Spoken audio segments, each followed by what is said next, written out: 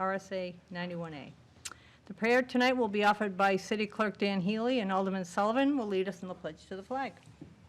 Almighty God, we have the high honor and the serious duty to manage the affairs of our beloved city. Fill us, O God, with a spirit of unity and understanding, which enables us to face our multiple problems with a serene mind, with justice and charity for all, so that any and all decisions made by us will always be for the betterment and greater happiness of all our fellow citizens. So help us God. Amen. I pledge allegiance to the flag of the United States of America and to the republic for which it stands, one nation, under God, indivisible, with liberty and justice for all.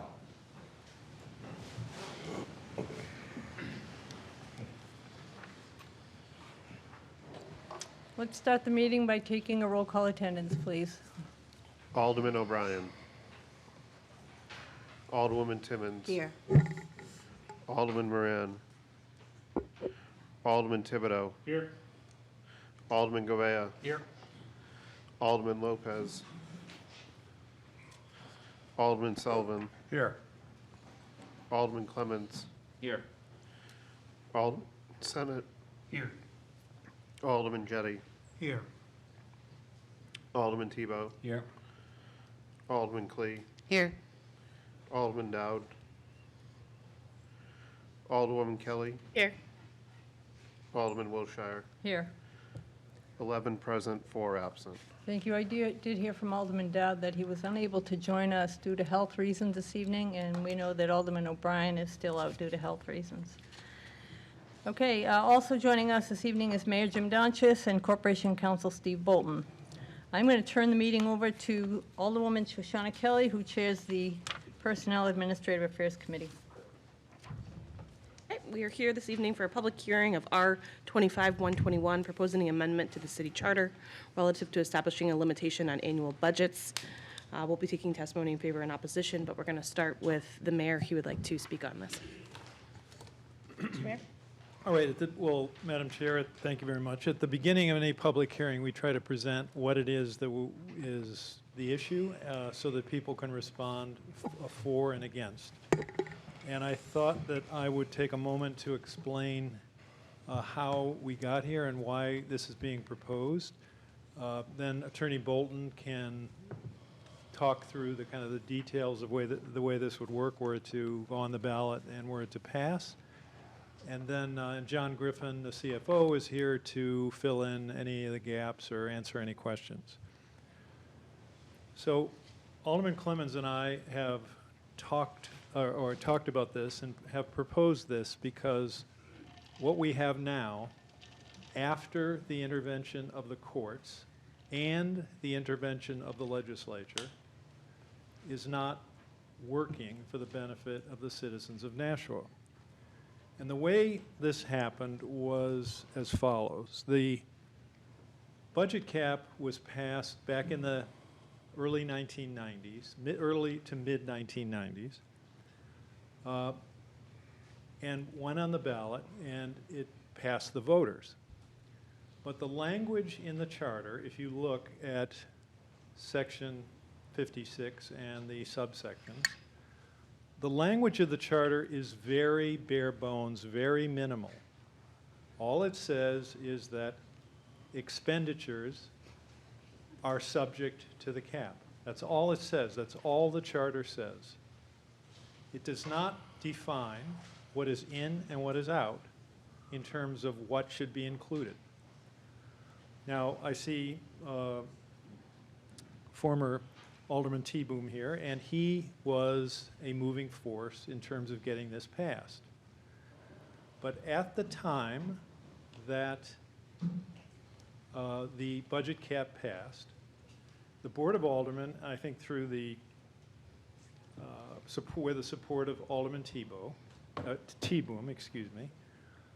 proposed various ordinances to interpret the cap because and I only have to assume this, I assume this just looking at what happened, because the language of the charter is so vague and so general that there needed to be more explanation as to what was in and what was out and how things should be handled. For example, in the beginning, the wastewater, there were various ordinances that interpreted the cap. For example, one ordinance said that the wastewater fund was under the cap. But as a result of some difficulties with that, and as a result of the fact that the wastewater fund is not paid for with property taxes, Mr. T-Boom proposed, and that was amended to suggest that part of, but not all of, the wastewater fund was under the cap.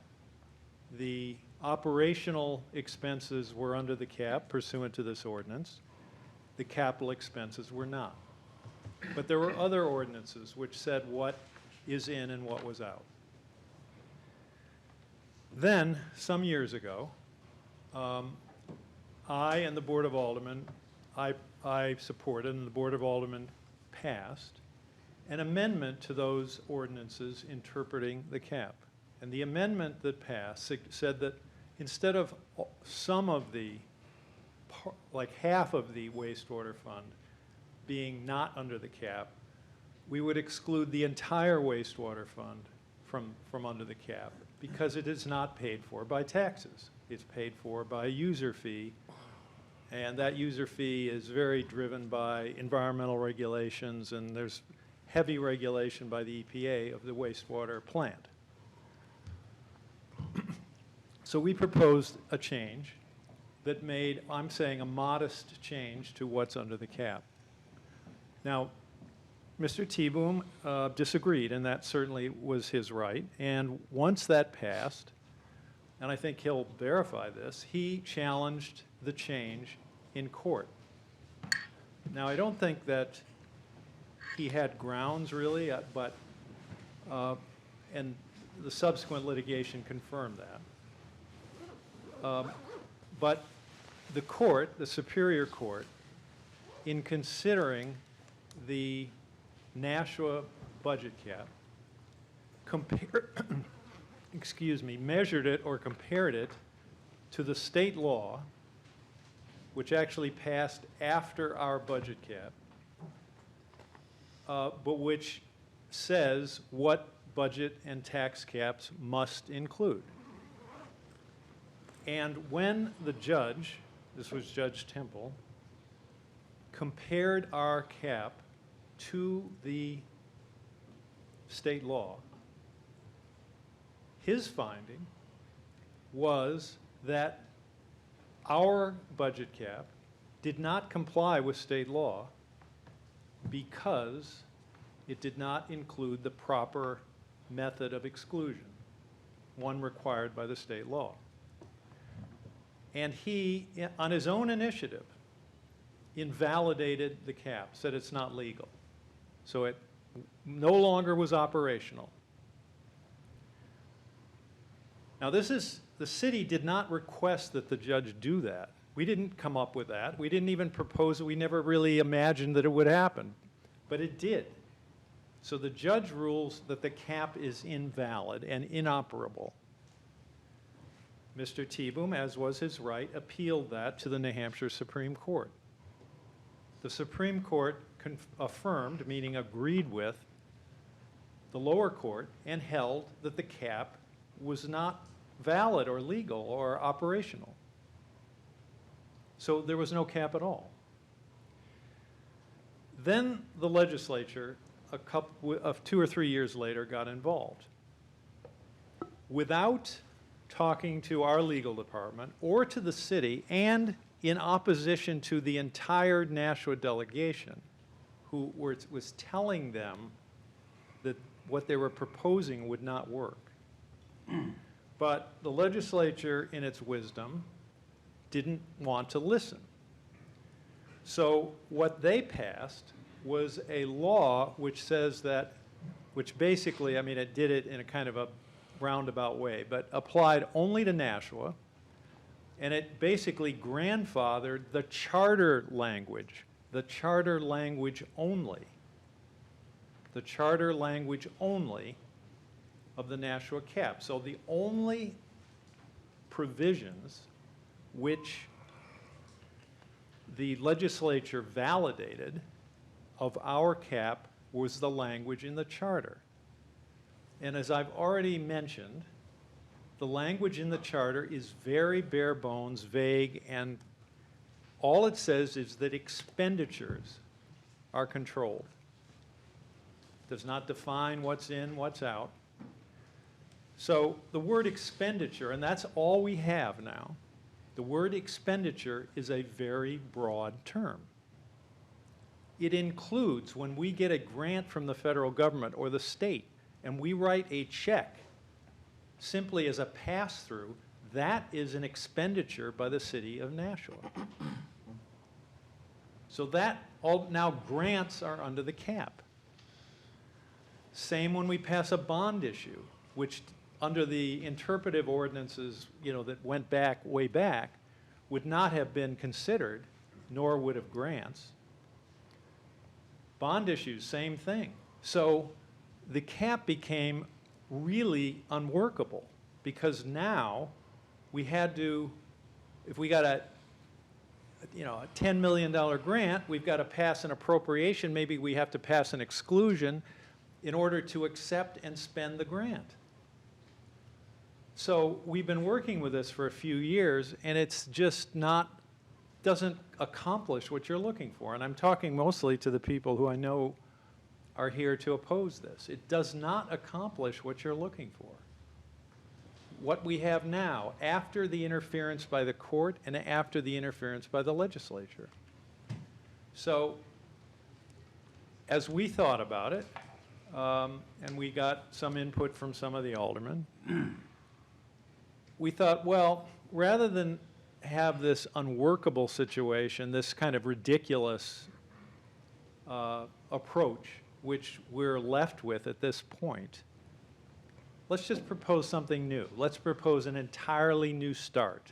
Let's propose, a tax cap, because that's what people are really, most concerned about, the tax rate. So let's propose a tax cap, which conforms with the state law.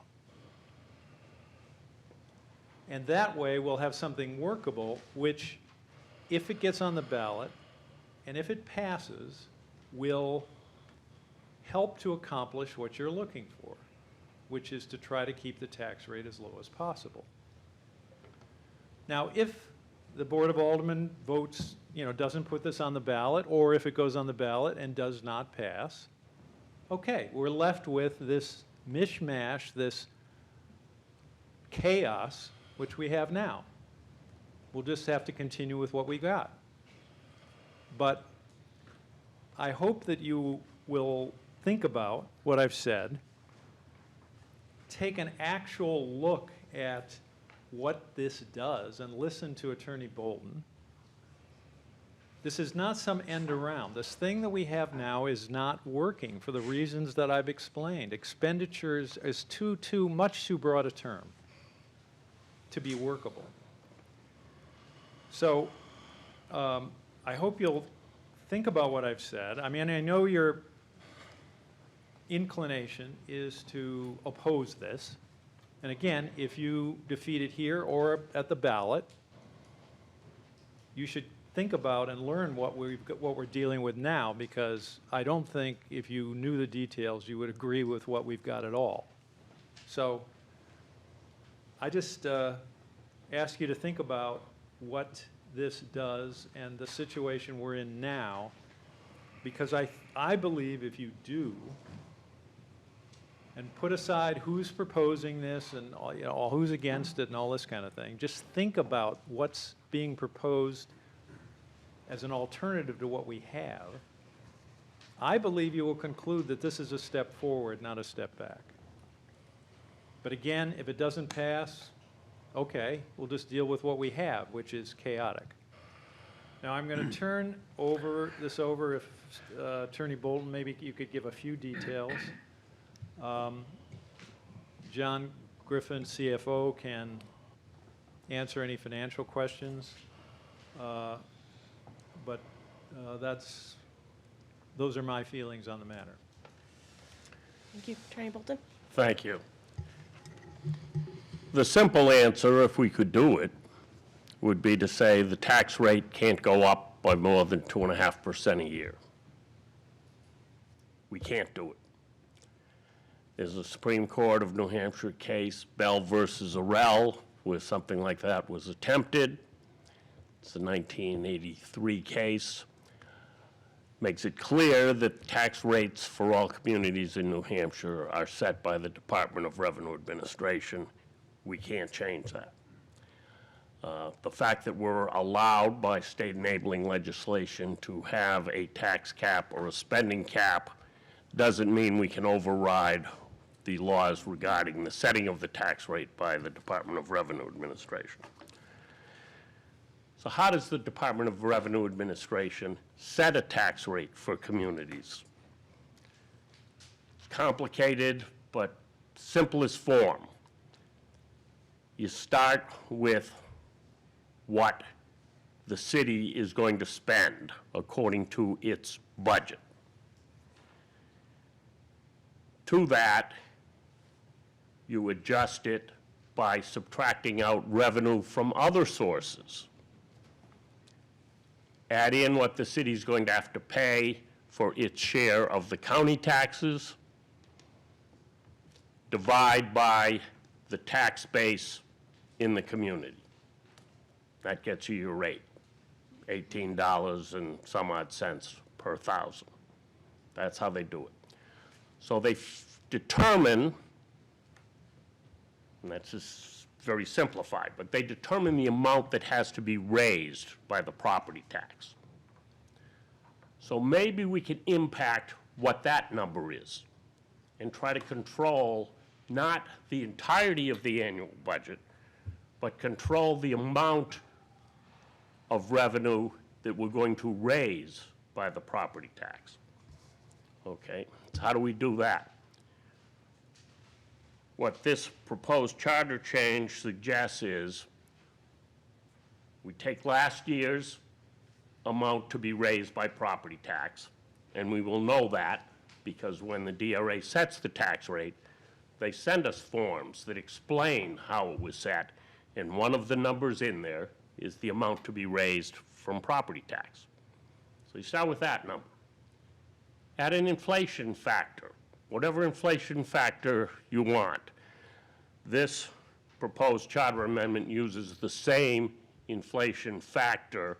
It's a rolling 3-year average, exactly the same as in the current budget limitation provision of the charter. So you've got an inflation factor added to the prior year's amount to be raised by taxation. Then you look at new construction. New construction will pay taxes.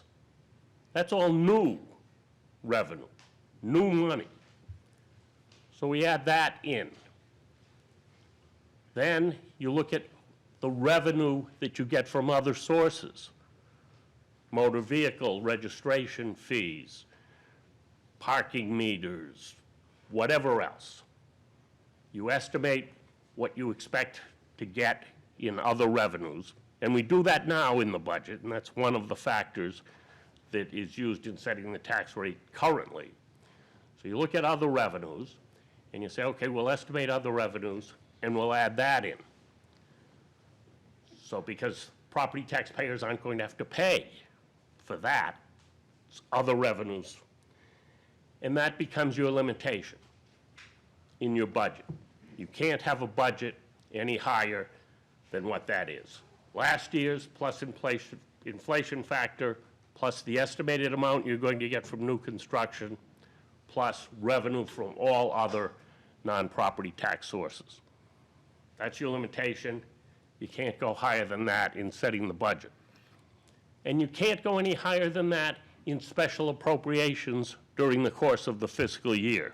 So in addition to the budget, you're limiting additional special appropriations. As required by state law, there's an override provision. By a majority vote, the Board of Aldermen, by a supermajority vote, the Board of Aldermen can authorize going over the limitation. We've set that, same as currently for other purposes, at 10 aldermen. Not a percentage of those present or anything like that. Has to be 10 aldermen to override. The enabling legislation provides that you have to include revenue from other sources in your calculation, and we do. We've included all other projected revenues. But suppose we're getting a gift and someone says, we're going to give you $200,000 because we think you ought to fix the roof at the old Hunt Library building. We won't give you the money unless you're going to spend it on that. That wasn't included in our projected revenues when the budget was calculated and when the limitation was calculated. But it's a gift. We have to include it unless 10 aldermen vote to override. And we can do that because it doesn't come from property taxes. It comes from this person who's making a gift. Same thing would apply for grants from the state, federal government, or the Ford or Rockefeller Foundation, or anything like that. So we have to include it. We have to exclude it from the operation of the limitation. It takes 10 votes to do that, but it doesn't make taxes go up. So that's what's in this proposal. When the time comes, I can answer questions, I hope. Okay, clarifying questions from Alderman. Alderman Sullivan. Thank you. How many times can this or any board override the tax cap in a fiscal year? As many times as it wants. Once you pass the budget, that's the budget. So you can override it generally for the entire year at the time you pass the budget. When we have these special unanticipated grants or gifts or revenues from other sources, those can be exempted with the 10-vote supermajority as they come in, as many as come in. Okay. One follow-up, please. Alderman Sullivan. Part of the equation are projected revenue funds, parking, you mentioned, motor vehicle, et cetera. If at the time that we set the budget and the projections that we set don't meet the actual forecasted revenue that comes in, what happens then? Well, if you've gone right up to the limit and you don't get the amount of revenue, you'll be in a deficit situation and fund balance will be reduced that year. You may want to take care of that in setting the budget next year or attempt to be more accurate in your revenue projections. But that's no different from the current situation. In setting the tax rate, the Department of Revenue Administration is looking at our projected revenues from other sources. So we're in that same situation all the time. Now, if we come to rely on it heavily, we're going to have to be especially careful to be accurate. Not that we're not being accurate or careful now. Okay, thank you. All set. Alderman Tebow. Thank you, Madam Chair. So can I just clarify what the, can we override the budget currently? No, We cannot at all. There's no way to do that. you can exclude with a 10-vote supermajority capital improvements, expenditures, and bonded debt expenditures. Okay, thank you. Alderman Jettie, then Alderman Senate. So I don't think anybody, including you especially, wants us to adopt something that is going to lead us down a road of further litigation, if at all possible. So I'm wondering, does this language come from somewhere else? Has it been tested by other court cases, or do we have a reasonable comfort that that this language will, complies with the current law and, There are no relevant cases okay? that test language of this nature. This is mostly, not exclusively, I've had help and input from other lawyers in the legal department as well as Mr. Griffin and Ms. Evans, but it's largely my invention. Okay. So I noticed the prior year's property tax levy is defined as means the dollar amount of the total municipal tax effort. And so, what is that? Is that defined somewhere? Is that That's what the state calls the amount that the community is to raise from the property tax. Okay. So that's an easily identifiable number. Yeah, that's Because- right on the report they send us every year when the tax rate is set. Okay. Okay, thank you. Alderman Zedek? Thank you, Madam Chair. Just for a point of clarity, we set a budget. We do not elect to override that budget at the time of adoption. Throughout the year, just like this year, we have various unanticipated revenues, grants. The ones I can think of the most that come before us is the unanticipated revenues for the opioid abatement crisis funding. Each of those, once the budget is set, will be subject to a supermajority vote in order to adopt under this new plan. Is that correct? Yes. Thank you. Alderman Clemmons, then Alderman Sullivan. Yes, but included in the budget, though, would be grants that we anticipate. So if we have something like the opioid abatement, that would be included in the budget. So you would see that as a something that's in there, and you wouldn't necessarily have to override it if it was included within the budget. All set, Alderman Clemmons? Alderman Sullivan? Thank you. Mayor Donchis let us know that you were going to explain the process of how this gets on the ballot in November. Could you please explain that? Within 7 days from this evening's public hearing, a report has to be sent to the city clerk. I suggest that report be the minutes of this meeting together with the proposed amendment. Within 10 days, the city clerk has to send certified copies to the Commissioner of the Department of Revenue Administration, the Secretary of State, and the New Hampshire Attorney General. They then spend whatever time is necessary reviewing our proposal and determining whether it violates state law in any respect. If we get a response from those three officials, and typically we'll get something from someone in the Attorney General's office that answers for all three. So it won't be, typically you don't get three separate letters, you get one covering all of them. Within 7 days of receipt of that response, if it's approval, if it's in compliance with state law in the opinion of those three officials, within 7 days of that response, the Board of Aldermen can vote to put it on the ballot at the next general municipal election or at a special election to be held within 60 days. I don't think anyone's recommending a special election.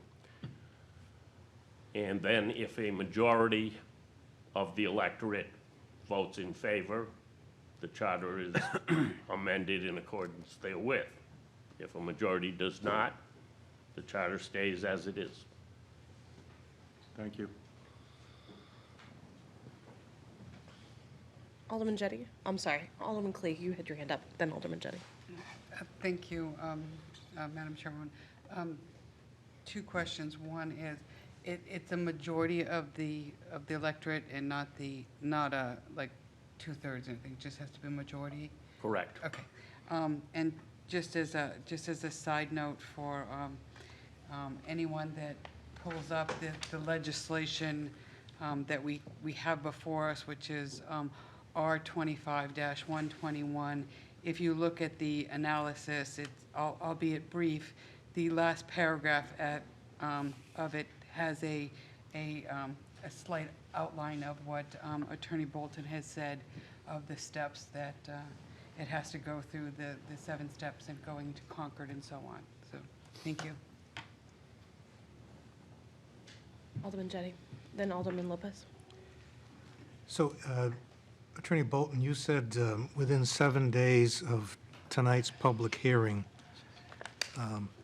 So where do we aldermen get a chance to talk about this? And maybe, I'm not suggesting that we would. And I have nothing that I intend to do, but if we wanted to amend this, where would that? So once we have the public hearing, within 7 days, it goes to the state, and then, so we don't get a You have chance. tonight, and you have the next 6 days. Or you have that 7-day period after it comes back from the 3 state officials. I didn't write that. That is in state law, so if you think it's not doing a good service to municipal officials, the state reps and senators would be the people to talk to. Okay, but just to clarify, so after the public hearing, when the committee discusses it, the committee still has a chance to discuss it, and if we decided to, if we wanted to amend it in any way, what would happen then? You'd have to have another public hearing. And then within 7 days of that public hearing, send it to the city clerk. And within 10 days of getting it, the city clerk has to send it to the 3 state officials. Okay, so the new public hearing would reset the 7 days? Yes. Okay, thank you. Alderman Lopez, then I said Alderman Clemens.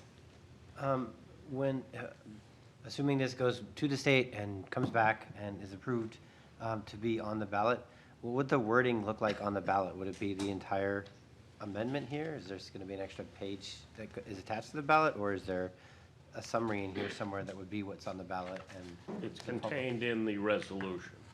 Shall the municipality approve the charter amendment summarized below? This amendment would limit the annual budget and other appropriations such that the amount to be raised from municipal property taxes will increase by no more than a specified inflation factor, plus property taxes imposed on new construction unless 10 aldermen vote to override.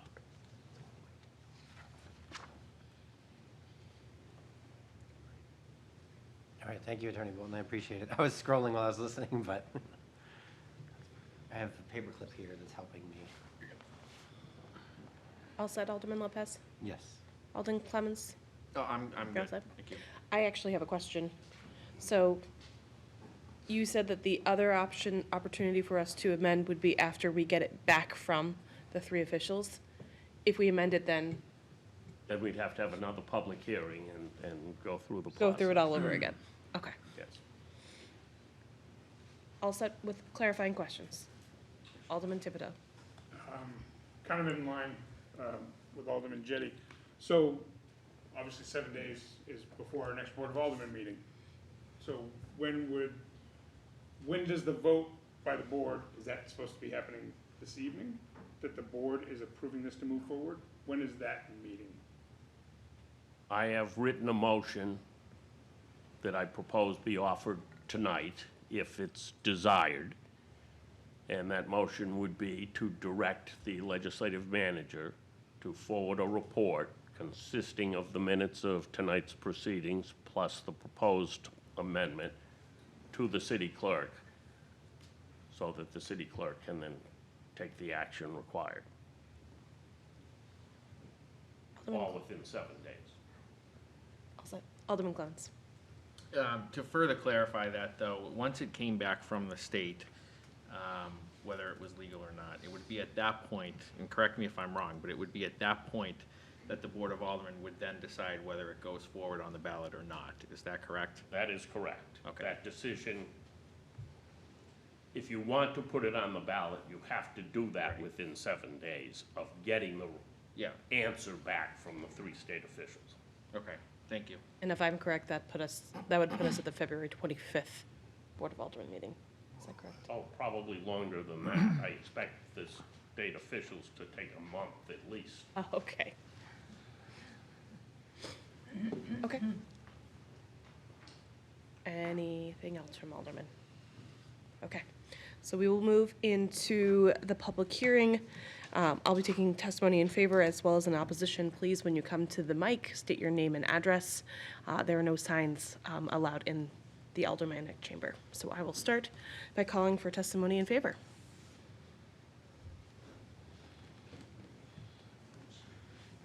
No, not for a public hearing. Gary Hoffman, 38 Perham Street, Nashua, New Hampshire. And I really hope that everyone here will, vote to send this to the state for further review. I think that this is a great change. As many of you know, 11 years ago, I was one of the leaders of the last charter amendment on this issue that changed the metric inflation we use from the consumer price index to the implicit price deflator for state and local services, which just measures inflation for government services. I think that this is a smart change because since that time we had a court case invalidate the cap saying it wasn't workable. I believe part of it was because they argued that there was not a sufficient override clause. This change has that. And then we also had the legislature pass a law saying that we had to go back to the original charter language back in the 1990s. What this does is it really targets what people are concerned about, which is property taxes. And it focuses on that piece of the tax base that the voters of the city are really concerned about, seeks to control that. I was just thinking, with our current cap, I was just thinking of all that money we got during COVID from the federal government. And would that have could we have used that under the current language? And I think the answer is we're not sure. It might be vague, who knows? So this is a lot more precise of an instrument, and I think these changes are long overdue, and I fully support it, and I thank Alderman Ben Clemmons and the mayor for bringing this forward. Thank you.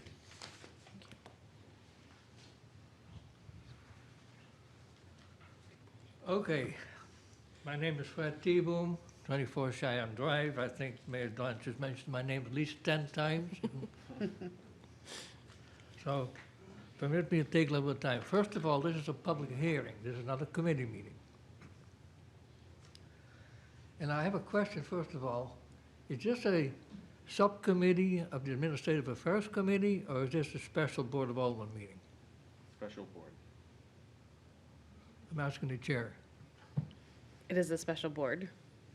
A special Board of Aldermen meeting. Yes. Okay, it says here that the Board of Aldermen has to decide whether this amendment is necessary. That means it requires the full board to be here. Is the full board here? We have quorum of the full board, yes. You have a quorum of the full board? Yes. Already voted on that.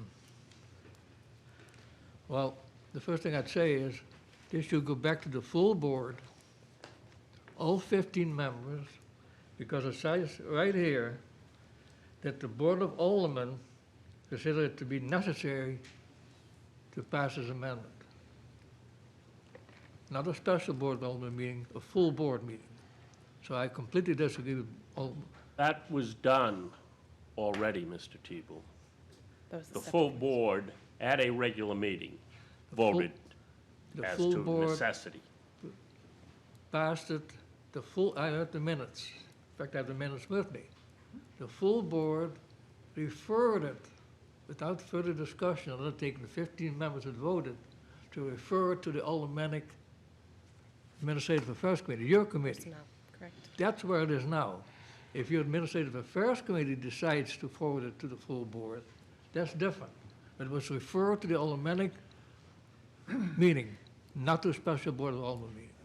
Is he for this or against this? I don't, We Now, are let me go in forward. favor, so I'm assuming you're in favor. yeah, I think so too. There's a special hearing. There's a hearing, not a committee meeting. Now, let me get to some of the misrepresentation from Mayor Donches and Attorney Bolton. Let me pick up a chart, and I'll get to a couple of these misrepresentations. We don't allow charts or visual aids in the chamber, Mr. Tebow.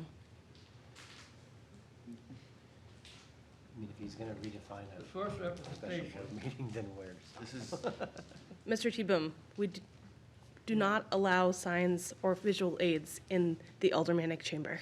this is a public hearing, miss. It is part I'm of making comments the decorum about in this legislation. committee and in this chamber. We don't like charts because we can't see them. I'm making comments about this legislation. I'm make the comment. It's a public hearing. It's not your committee meeting. The decorum in this committee, in this John, room, doesn't matter 56C. what the proceeding is. 56C, Mayor Johnson says expenditures. He didn't know what expenditures meant. He said it could be anything. Anything. He said it many times. In fact, he said it in the meeting I had with you privately with a couple of your. point of order, Madam Chair. We do not allow folks to have visual aids and signs with them while they are speaking. That is a Board of Aldermen rule. What ordinance says that? It's, Concerning a public hearing. it is Can you in open a public hearing where the it says rules. that? Yes. Parliamentary inquiry. You Too bad can't you're make not a on the board. parliamentary inquiry, you're not an alderman. Mr. Tebow, can you please give your testimony? I'm giving the testimony now, I'm speaking. So you're for it? Without the As sign. alderman, I could give my public hearing, it's for the public to be heard, not as alderman to be heard. So you're in favor of it, because that's the part we're in. I'm addressing the legislation. It says in the charter, paragraph 56C, it is stamped, that's the current spending cap. In the charter, in establishing a combined annual municipal budget for the next fiscal budget, the mayor and the board of aldermen shall consider total expenditures not to exceed amount equal to the combined annual municipal budget of the current fiscal year. But it simply says, you take the current fiscal year, you add to that the inflation index, and then you have the next fiscal year. The expenditures refer only to the annual budget. There's no confusion. When the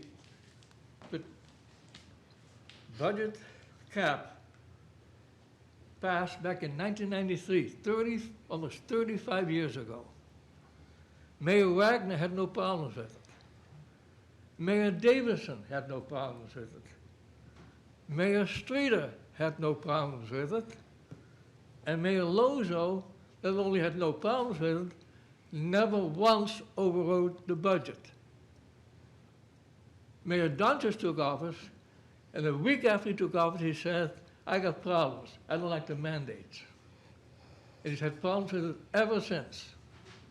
He doesn't like the cap, and he's done everything he can to try to misrepresent the spending caps as it exists, starting with the key word of expenditures. It's absolutely clear what expenditures mean. Current budget, new budget, and inflation factor. If there is chaos, as you mentioned, it is deliberately created by Mayor Donches and Attorney Bolton.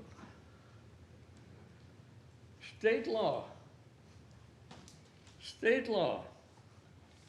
that finally passed and cleared up all confusion said in 49B13, column 2A, you can look it up.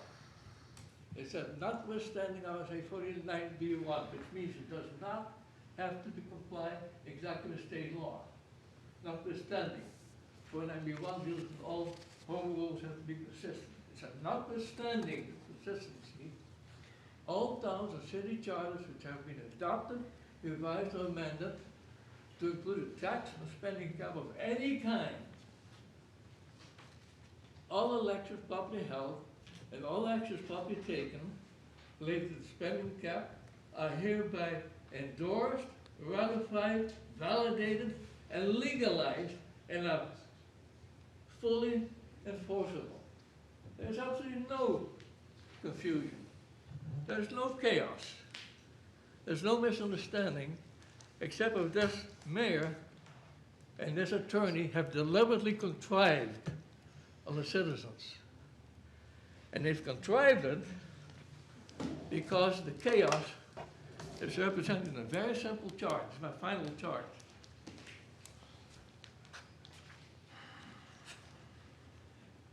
In 2010, there were no supplemental budgets.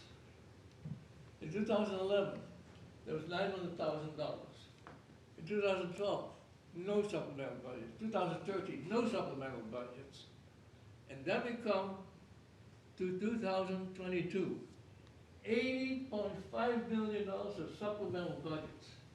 The spending cap doesn't even address supplemental budgets. It talks about annual budgets. Annual budgets are set in a budget book.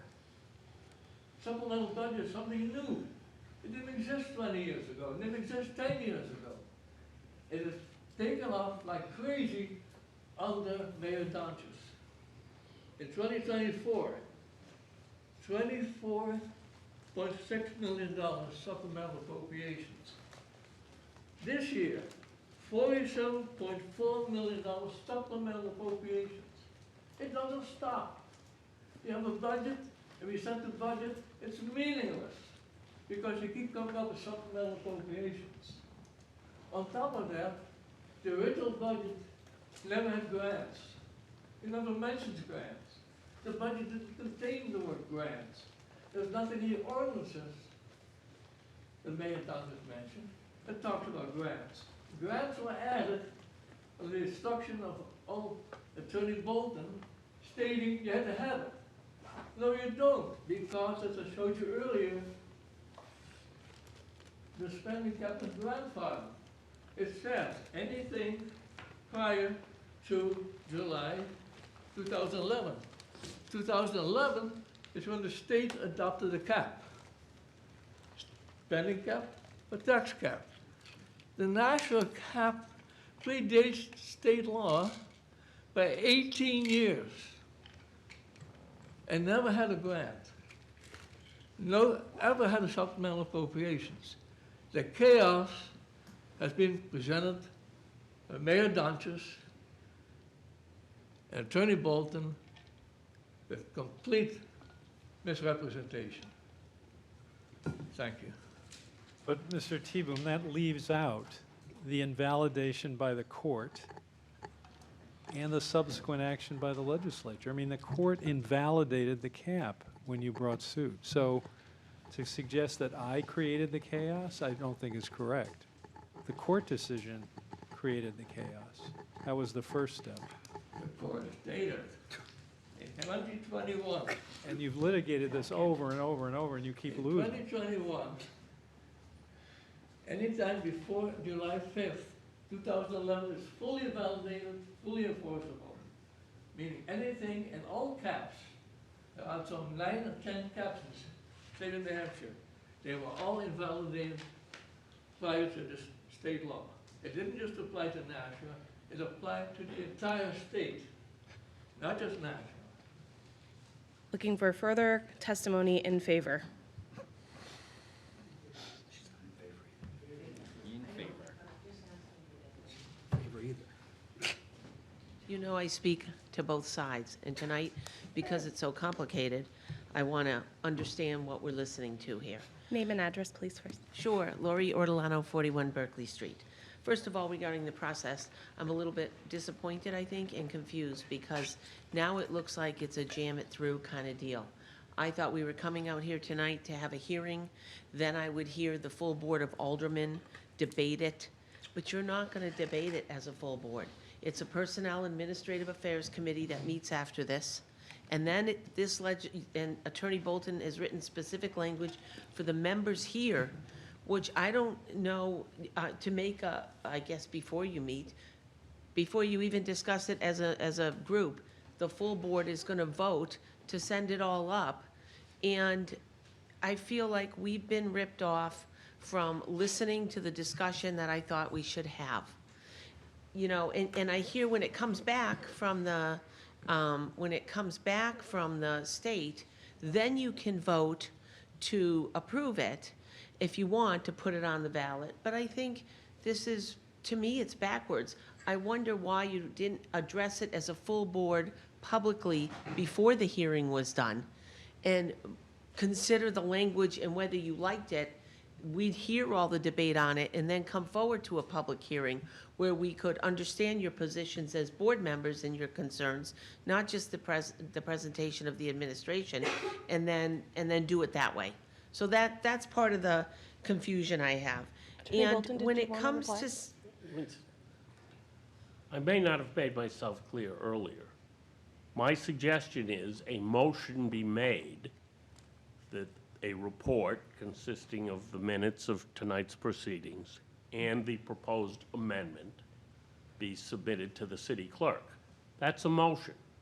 I fully expect there to be discussion and debate on that motion. I'm not prepared to guess how long that might take. But if the people who are present here or watching on television are interested in that discussion or debate, they will hear it if it occurs. But I'm not trying to ram anything through. In fact, the reason for proposing this so early in the year is because at the time I was writing this, we had 11 months until the election. So there is plenty of time. And if we have to have another public hearing after tonight's proceedings, or after we receive further input from the 3 state officials, we can have that. I have had no part of trying to jam anything anywhere. so I think that I was a little confused. So once you have your discussion, you can make changes on this again. You don't have to accept this as it is, I guess is my understanding.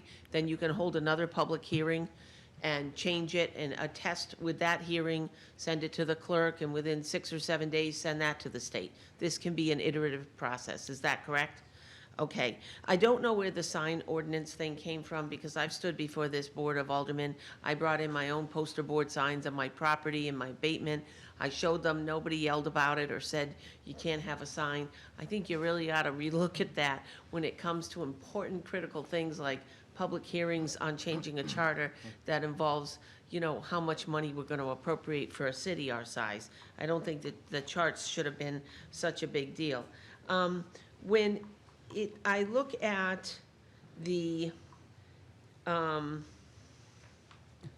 when I look, a couple things. When we had a meeting on 10/10/24, October 10th, there was a special Board of Aldermen meeting that was, the resolution was there to override the budget, the spending cap, because we had this issue. And there was a question that came up from Alderman Jettie that had to do with, he said, I have some more. So, and he says, so the spending cap provisions in the charter, provide for not only the exemptions of bond money, but also capital expenditures deemed necessary. Those are in 56D, which talks about doing this annually. Somebody said we can only do this once, but through you to Corporation Counsel, doesn't 56E say that the reserve fund may be used for unanticipated emergency expenses upon a 2/3 vote? And 56F says that if the actual and projected income from all sources fails to meet the actual projected expenditures, there's an automatic across the board out of the departments unless exempted by 3/4 vote. And Attorney Bolton says E and F violates state law in effect. And Attorney Jettie says, I'm sorry. And Attorney Bolton says, sub 56E and F violates state law. We can't. And Alderman Jettie says, okay, so I thought the provisions of the legislature passed said that the charter, which we would include these provisions, was ratified. I don't read it that way, is what Attorney Bolton said. When I sat in that meeting and heard that, to me, that was the crux of the issue. And that's what nobody's challenged in court. Whether the provisions or the NROs or the sections of our charter, 56C through F, are being applied properly and were ratified within the law. That's never been taken to court. And it's a difficult thing, because a citizen trying to take that to court would be enormously expensive against the city. I'm gonna guess it'd cost you $250,000. And people don't do it. So I don't, that's a legal interpretation that's never been challenged. And my personal belief is, I don't understand. I don't think that the court's interference, to use the word that Mayor Donchis used, and the legislature's interference caused this problem. I think it's how we're interpreting the language. And I don't think it's being interpreted properly. And I think the most important thing I'd like to see you all do, which is why I hate to see this voted on, I'd like you to take the last 3 years' budgets and apply this tax cap to it instead of a spending cap. Use your formulas, use a tax cap, and show me what that rate would be, what the appropriations would be that we're raising using that formula. Give me an idea on how the two would work together so I can have some perspective on what's going on. I think that would be really helpful. I'll come up and talk on the other side in case other people want to speak, but some of the definitions. You mentioned, Attorney Bolton, that the form, given the report provided by the DRA, explains this tax levy. Definitions are important to me. What is that report called? Attorney Bolton?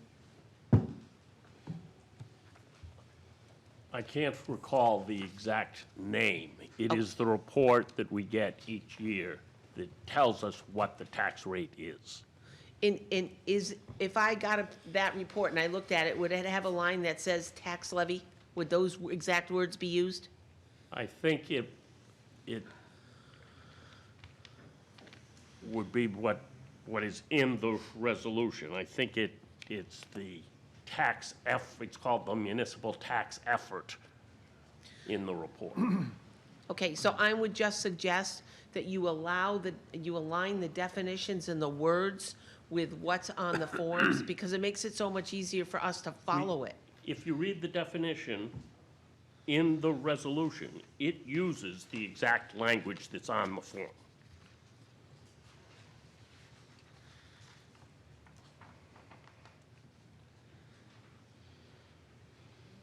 Well, you know what? Prior year's tax levy Can somebody give me a means copy the of the dollar form? amount of the total municipal tax effort as shown on the tax rate breakdown Nashua, prepared by the DRA for the preceding year. So That the doesn't- name of, That doesn't do tell you me want me that's to the answer your name. question or not? Don't get grumpy. Maybe It you shouldn't doesn't- interrupt me while I'm answering you. The name of the report is, the name of the report is Tax Rate Breakdown Nashua. Okay, This column on the report, or this cell on the report, is called the total municipal tax effort. So this uses the precise name of the report, unless they change it without letting us have any input on that. And it uses the precise label that they put on the cell that is in question. so is that report available if I came tomorrow? Can I see that report? How would I see that report? Where is the report? I don't receive it, and I don't file it. Who But does? I think it would be here somewhere, probably the tax collector's office. Mr. Griffin. Okay, all right, thank says you, I it's appreciate that. Okay, thank you. So I think I'm gonna let other people come up and talk, and then I'll address it on the other side as well. Thank you very much. Additional testimony in favor. Seeing none. Testimony in opposition?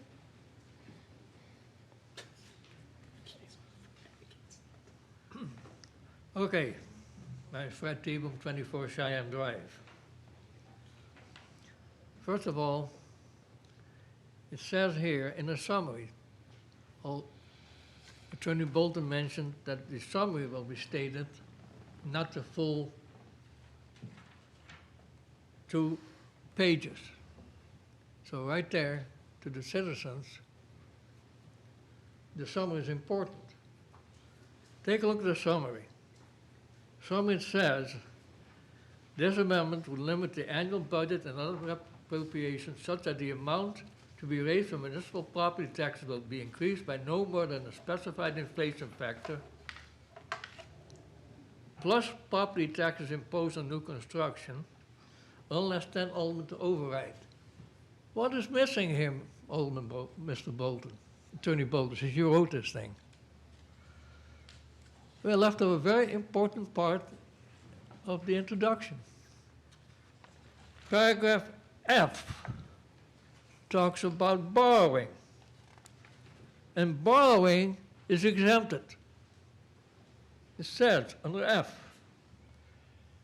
authorized borrowing in accordance with Section 54 of the Charter shall be deemed to authorize expenditure to allow borrowed funds, but shall not be deemed an additional supplemental or special appropriation.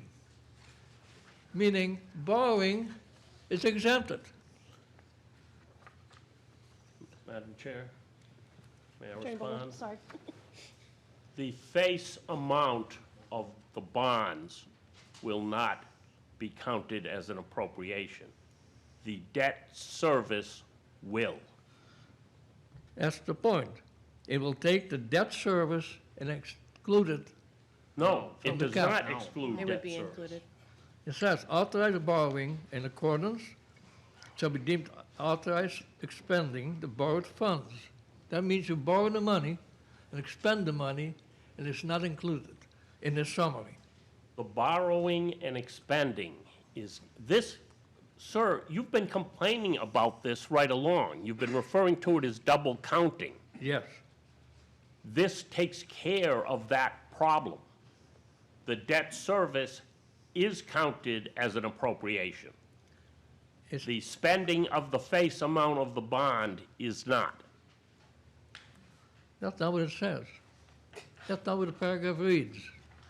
That's part of the problem. You try to sneak this thing through to the so-called I special object to automatic that meeting. language, sir. No. And you I got have this not snuck language. anything through.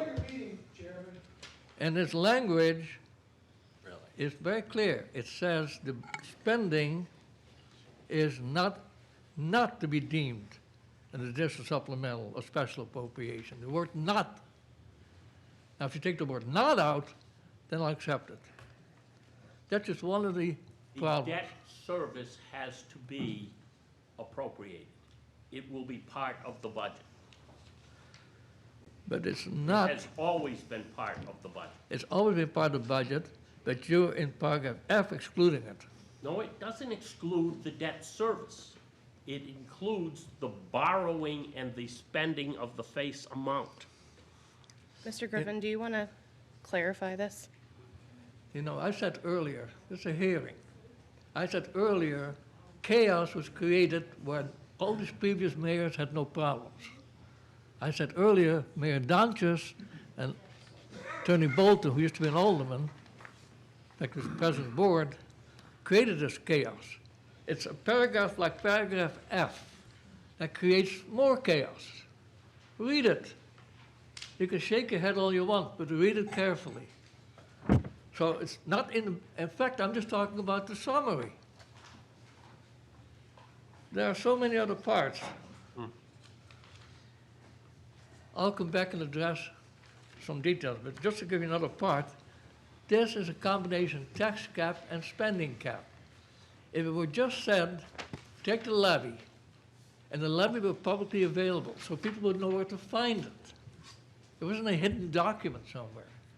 The current spending cap says the budget's clearly available during the public meeting on the annual budget, public hearing. You know exactly what the old budget is? You know exactly what's being proposed, you know exactly what's added.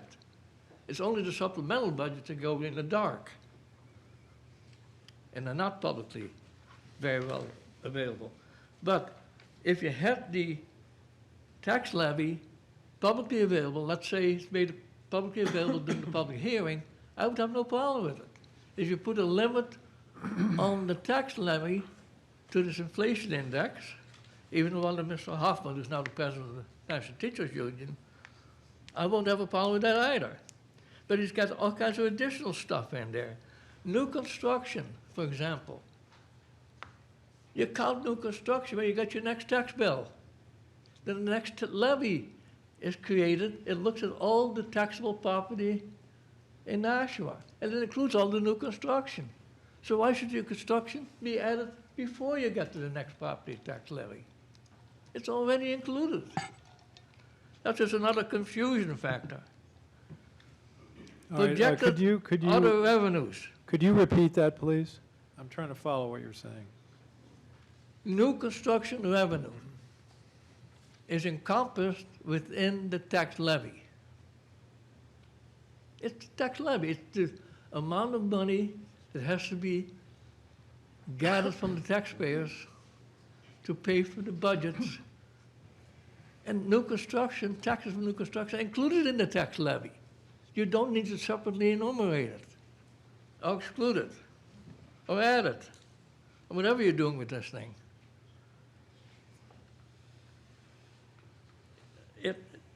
It talks about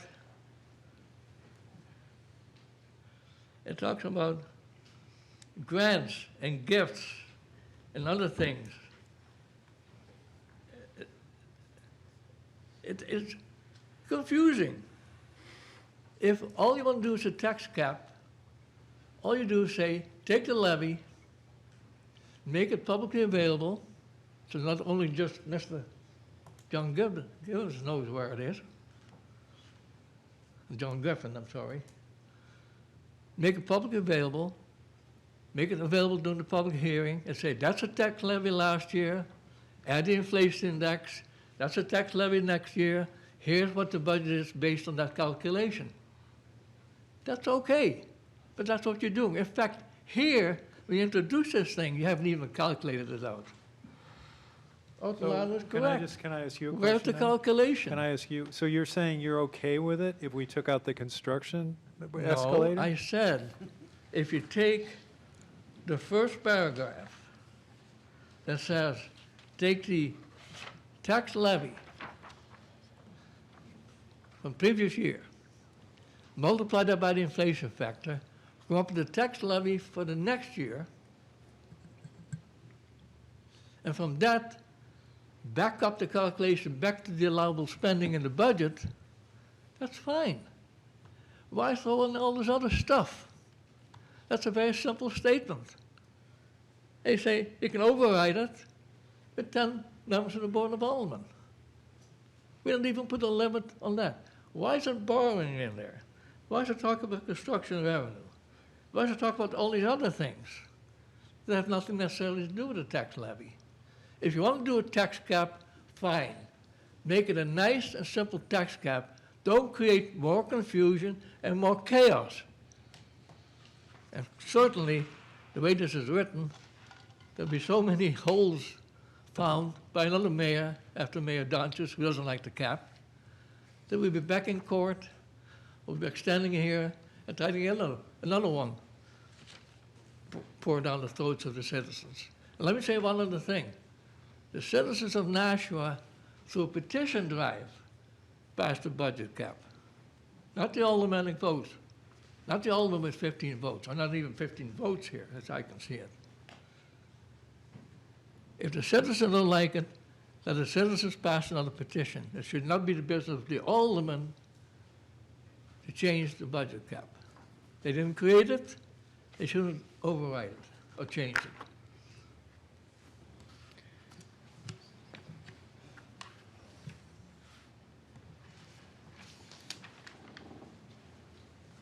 Laura Cahoon from 30 Greenwood Drive.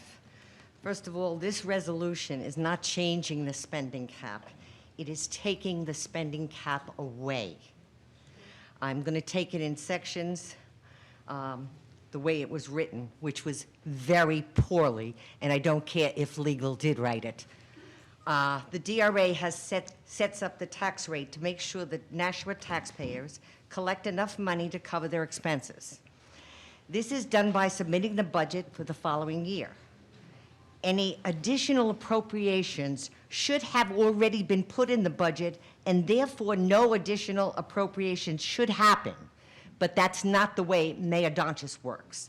This is not why we have a public meeting, and residents are asked to give our input on the budget if the mayor just says, okay, we've approved this, but we're going to spend another $46 million. It doesn't work that way.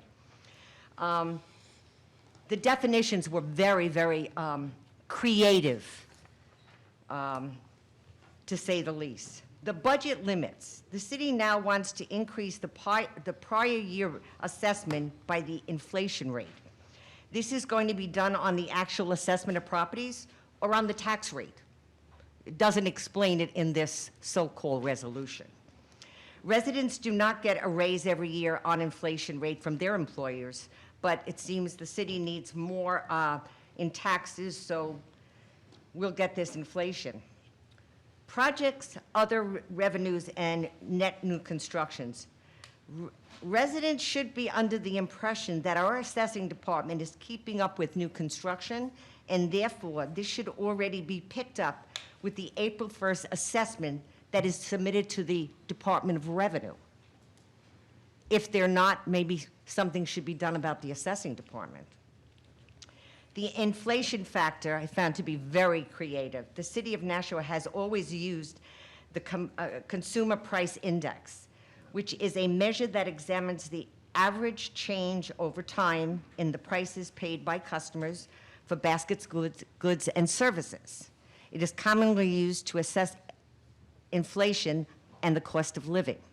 However, now the city wants to change it to gross domestic product for the inflation factor. Well, if you look up the CPI for December 2024, you will see the rate is 0.4.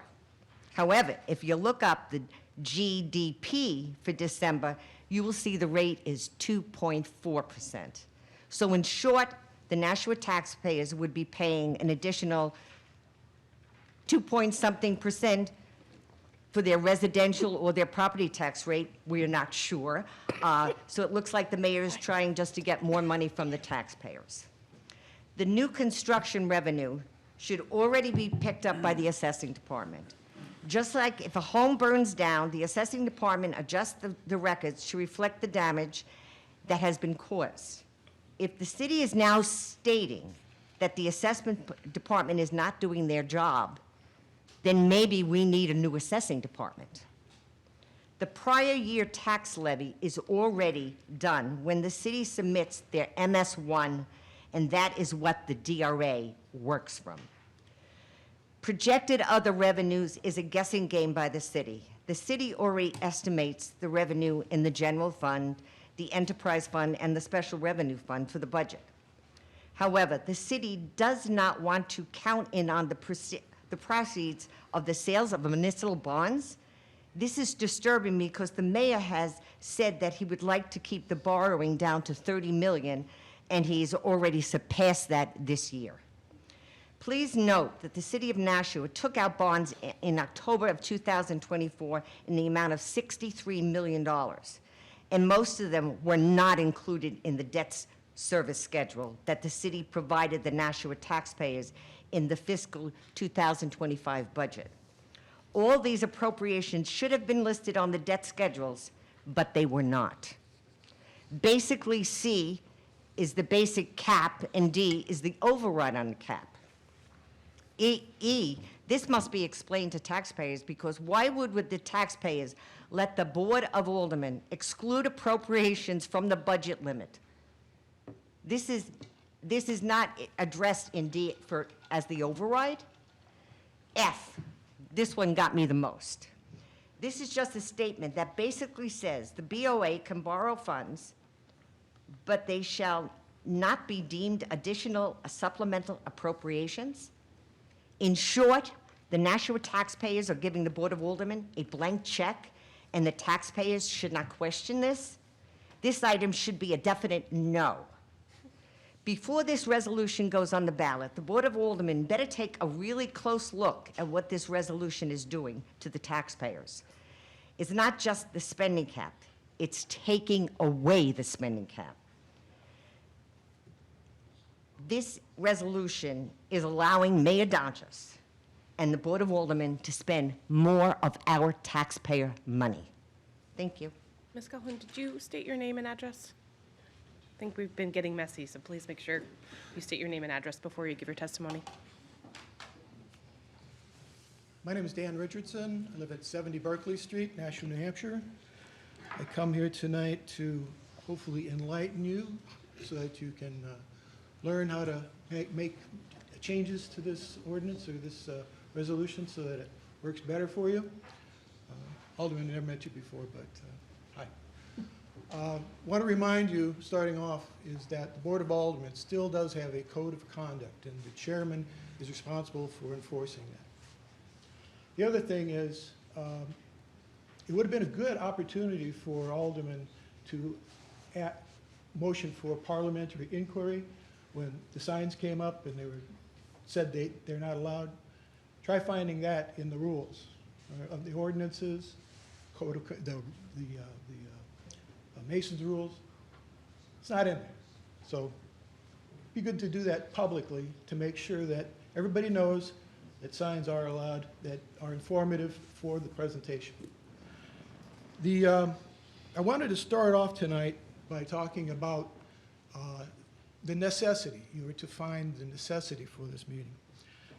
That is listed in the analysis on the back side of the ordinance, or the resolution.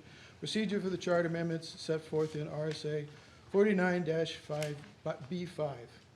And that Board of Aldermen hold an initial vote to determine if the amendment is necessary. Well, you did hold a vote, and you did find that it was necessary. I took a look at the minutes for that meeting, and in that meeting, which is a board meeting, the item came up on the agenda, and there was no discussion. Usually when something comes before you, like you say, what is this? There was no discussion. Nobody had the inkling or interest in even asking, what's this resolution all about? Why is it necessary? That is the motion that the Alderman Clements put on the table, that it is necessary. Nobody asked. Nobody had the curiosity. Nobody had the intellectual interest. Everybody, it was 100% unanimous vote that it was necessary. And before this night, you had no idea why it was necessary. It had to be the mayor who actually took the time to come here tonight and make an effort to explain it to us. I thought that was very interesting. You know, when that sort of thing happens, well, you know, it's very interesting. Somebody might conclude that this was like decided before the meeting. Not a single word of discussion. It was decided. You know, that's completely illegal to meet outside of a meeting, public meeting, and decide to vote ahead of time. So I just thought that was very curious. So I want to thank Alderman T. Boom for partially addressing the necessity issue. And I wanted to address the mayor's description of the necessity first. And I thank you, Mayor, for that. The mayor hearkened back to the early beginnings of this, where it was initially established in Nashua as a spending cap. And yes, and then the legislature wanted to allow other communities to have a tax cap. So they passed legislation doing that. And at that time, efforts were made to ensure that the spending cap was grandfathered in. Little nuance in the difference of the language, but that was grandfathered in, anything that was pre-existing. So the spending cap was, in fact, completely valid at that point in time. Then there was, the lawsuit that came along where a very bright and altruistic individual took the city to court because it was not performing the spending cap calculation in accordance with how it should. As it turned out, that was a Superior Court decision, 2017, and in that Superior Court decision, there was no mention of the invalidity of the spending cap. What was in that meeting was a decision on the suit itself. But in the language that the judge used, he described that in his opinion, the spending cap was not valid. That was not the substance of the court case. The decision was not based on that. So what ended up happening later on was in 2018, and for the next 3 years, the interpretation of the Donchis administration was that he takes what the opinion of that judge was and uses it to completely ignore the spending cap. So you'll not find a spending cap calculation in the budget books for those years. Then in 2018, the gentleman who sued before decided to take it to the Supreme Court, and he did. And his position was not upheld in the Supreme Court. However, the Supreme Court decision was not based on the spending cap being invalid, because that was not the substance of the Superior Court. So after that, a little later on, the representatives from Nashua decided to bring a bill before the House. It was HB 1342 in 2022 to change the spending cap. Now, the essence of that change was to purposefully invalidate the spending cap. The way that it was done is by removal of one phrase, which was the grandfathering phrase, such that the spending cap would no longer be valid by not being grandfathered, which was an unfortunate thing, and I felt very bad about them doing that. So, but what ended up happening is the House didn't listen. The committee didn't listen, and the entire House voted that it was inexpedient to legislate. While I'm here at this point in time, I wanted to mention that Alderman Sullivan had a very prescient question to Attorney Bolton. And his question was, can we override more than once? I believe that was the question, okay, for a certain budget. And the response, as I seem to remember it, is from Alderman Bolton, was that, yes, you can override as many times as you so want to. I presume you agree. So, if I take a look at, in the proposed resolution, item E, which I forget the number associated with that, but, and I don't think I should have to read the entire thing. Oh, yes, limitation on budget. Limitation on budget, item E. There is a phrase in there, well, it's a very long sentence, so I'm just going to have to read the whole thing. Notwithstanding subsection C above, in the case of grants, gifts, and other revenue from sources other than the property taxes and not included in the projected other revenues during the budget adoption process, the Board of Aldermen may appropriate and exclude, now that's the word I want you to remember, and said appropriations from the budget limit by a superior majority vote of at least 10 members of the Board of Aldermen. So I draw your attention to the word exclude. That is not recognized by state statute. What is recognized is override. And that was the whole point of the both Superior Court case and Supreme Court case. It is to override, not exclude. So that was low-hanging fruit. So I wanted to mention that. Now, I wanted to start now at, where am I at here? Oh, okay. Item B, definitions. Budget limit, geez, it would really help if you had a light right directly above this. Budget limit means the prior year's property tax levy increased by inflation factor plus projected other revenues and net new construction revenue. So we're talking about the budget limit. This is not the budget, this is the budget limit. This is how you're going to push up that number to supposedly a reasonable number, such that when you do appropriate money, you don't go beyond that.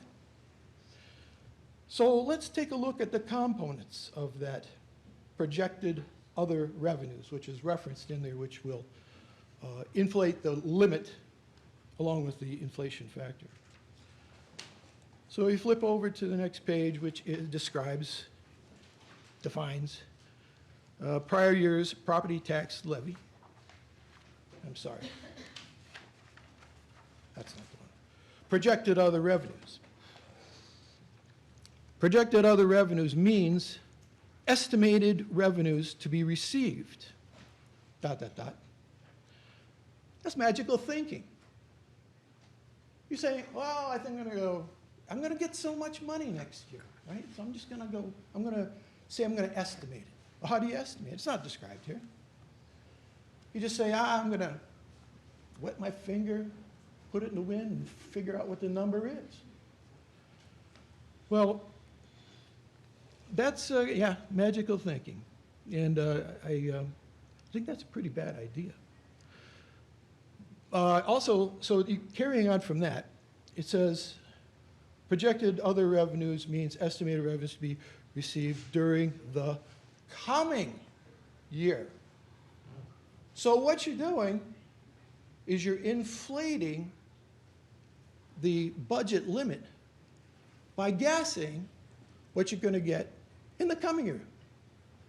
Now, the budget, tax caps are not based on what you're going to get. Tax caps are based on what last year is all about. So that's just wrong.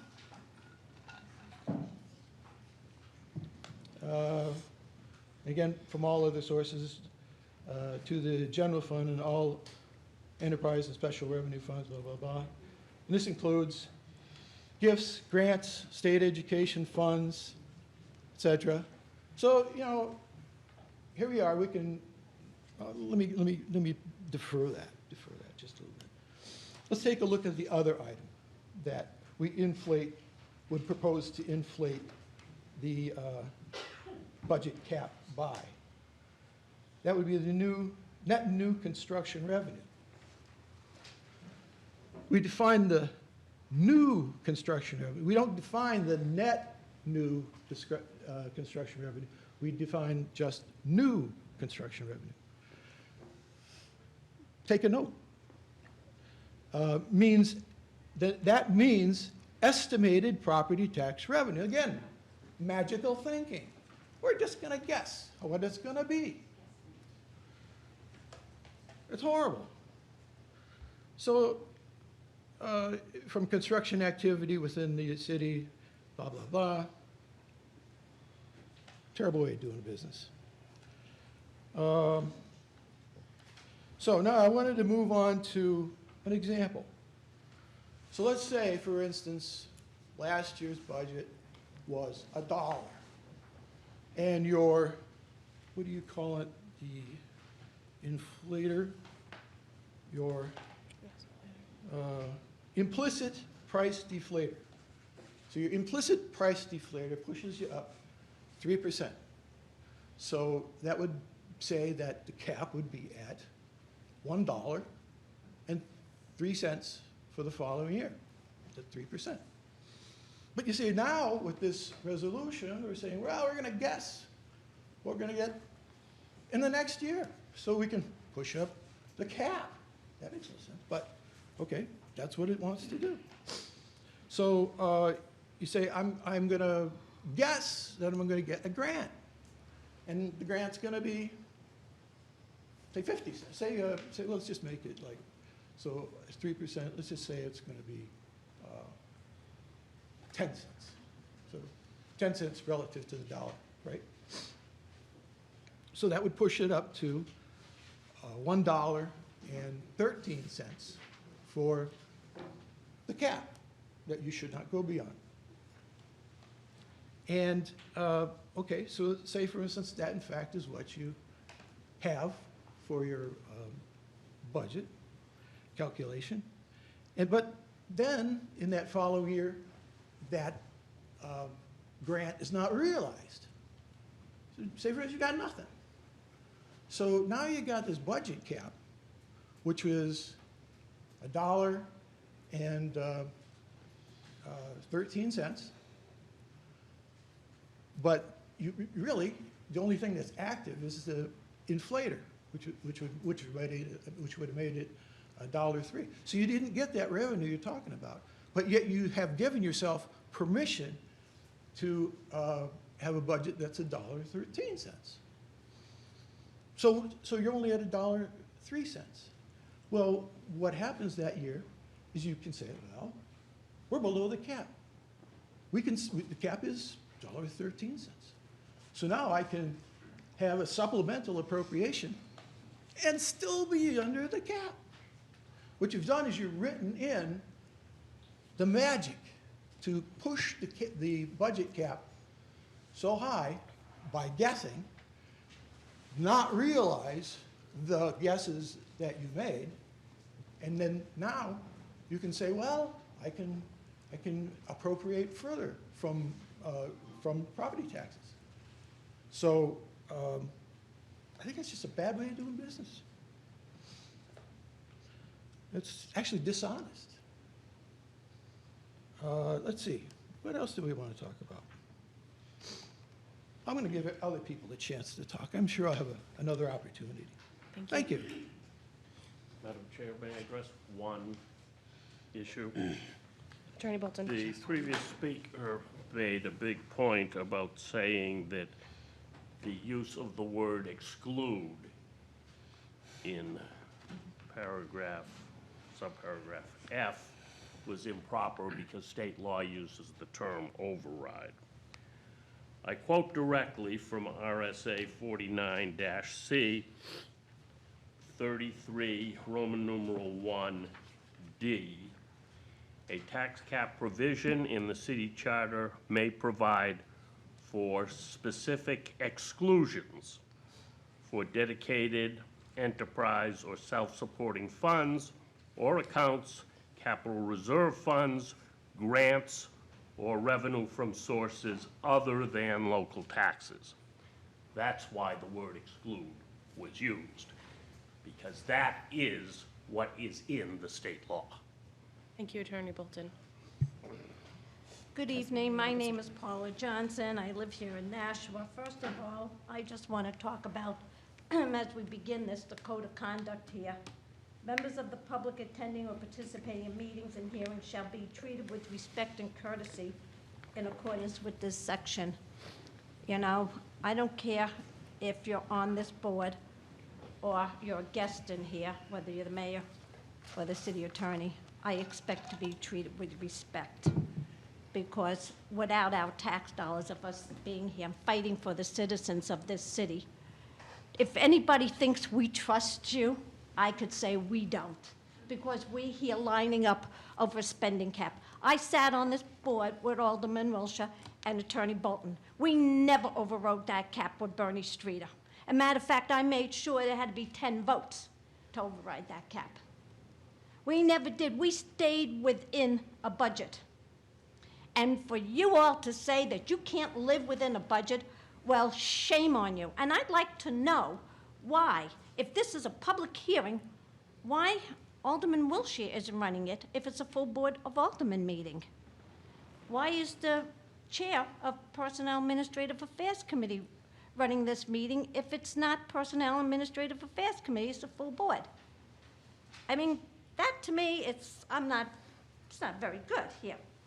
So when I stand here and I talk about, and I keep coming in and talking about the seniors here, which nobody seems to care about whether or not we can afford our property taxes anymore, to override a cap and to withhold stuff from the cap, and then you can override as many times as you want. Great, isn't that wonderful? Well, this week we decided that we need to put more money in there for whatever reason, we can override it. I have a problem with some of the wording here, and I understand what former Alderman T-Bone was talking about. Authorized borrowing in accordance with Section 54A of this chapter shall be deemed to authorize expending the borrowed funds for the stated purpose, but shall not be deemed on additional supplemental special appropriations for the purposes of subsection C and above. I'm not a scholar, I'm not an attorney, I'm just an average person in this city that keeps coming out here and fighting. Borrowed funds, it does not say there what is excluded from the cap. So the average person that's going to read this or go to the ballot is not going to have any clue. And that's what happens when these things get to the ballot. The average person has no clue of what you mean by this because we are not legal people. We don't have the legal mind, most of us. And we say, oh, this sounds good, so we'll vote for it. But it might mean a no vote for a yes vote, and that's happened in the past, where the voting was backwards. And we voted things in that shouldn't have been with the spending cap. Now, when this has worked for so many mayors, and when this mayor comes in, and my property taxes went up 22% this year, I have to say that there's a little bit of a problem here. And if many people don't think that there's a problem here, then there's a problem here. We just withheld, what was it, 53 million, and it came down to 45 million outside of the budget. Just recently, we were talking about how can we spend this money? I mean, again, where was the spending cap in place to limit the spending for us? It's like an open faucet. So I know if there's going to be a Personnel Administrative Affairs Committee meeting tonight, I know what's coming before you tonight for the income of the senior citizens, which our wonderful mayor and Mr. Cummings think that $57,000 for single and married is great. And the reason I'm bringing this up here is because when we talk about inflation, inflation plays a big part in this cap because it used to be by the CPI index. The mayor's salary is by the CPI index because I remember when I was on the board, there were several people who wanted to become mayor, so they raised the salary. You remember that, Alderman Wilshire, because they wanted to be mayor. So they made sure that they got it raised every year by the CPI index, which isn't good enough for the spending cap anymore, but it's good enough for the mayor to get raised. And that CPI index is used to calculate Social Security increase. So if my increase for Social Security was 2.9%, but my property taxes rose by 22%, is there a problem here? Where was that mechanism, a stopgap, with this year? And when you have it and you're doing an updating, it's double whammy on us with the spending cap.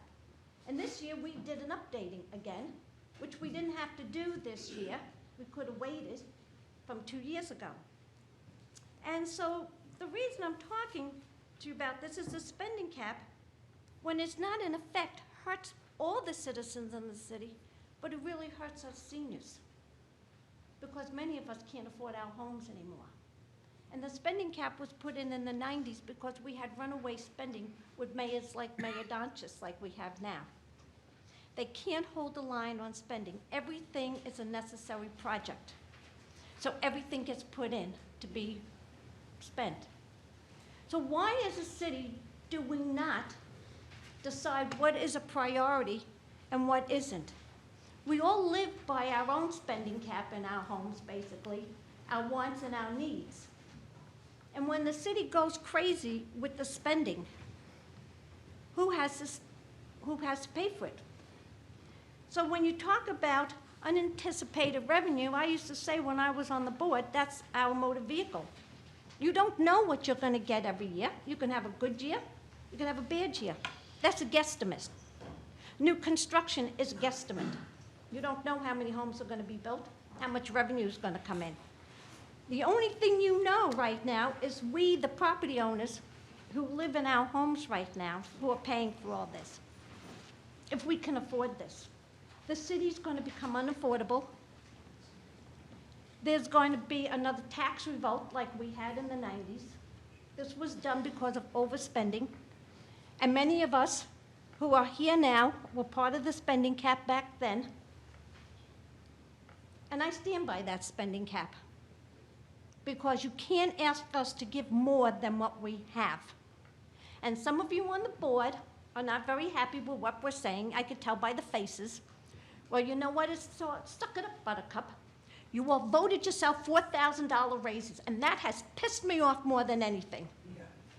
And you know, Alderman, you're shaking your head, and you and I get along very well, and we can agree to disagree.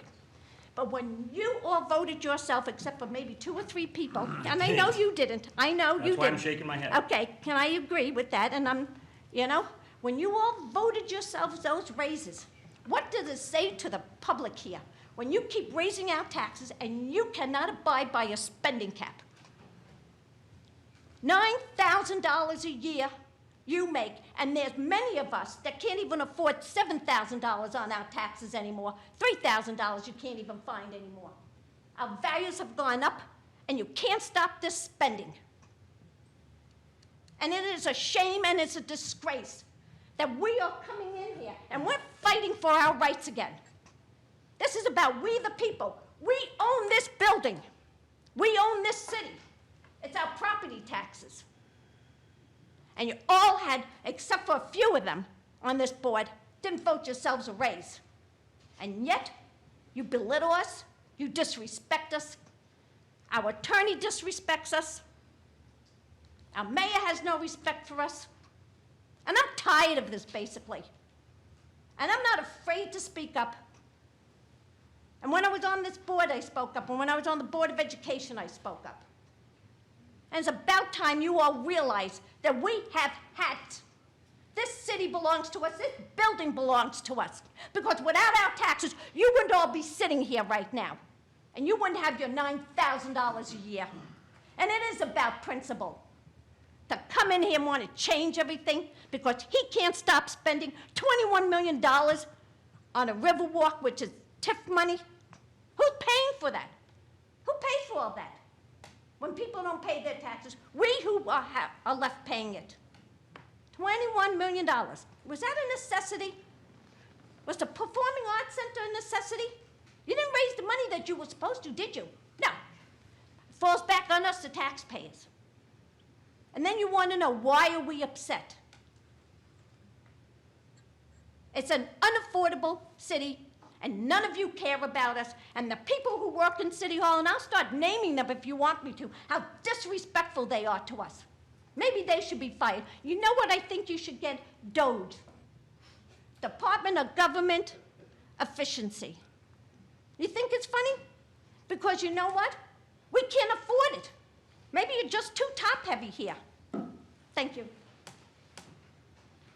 Testimony in opposition.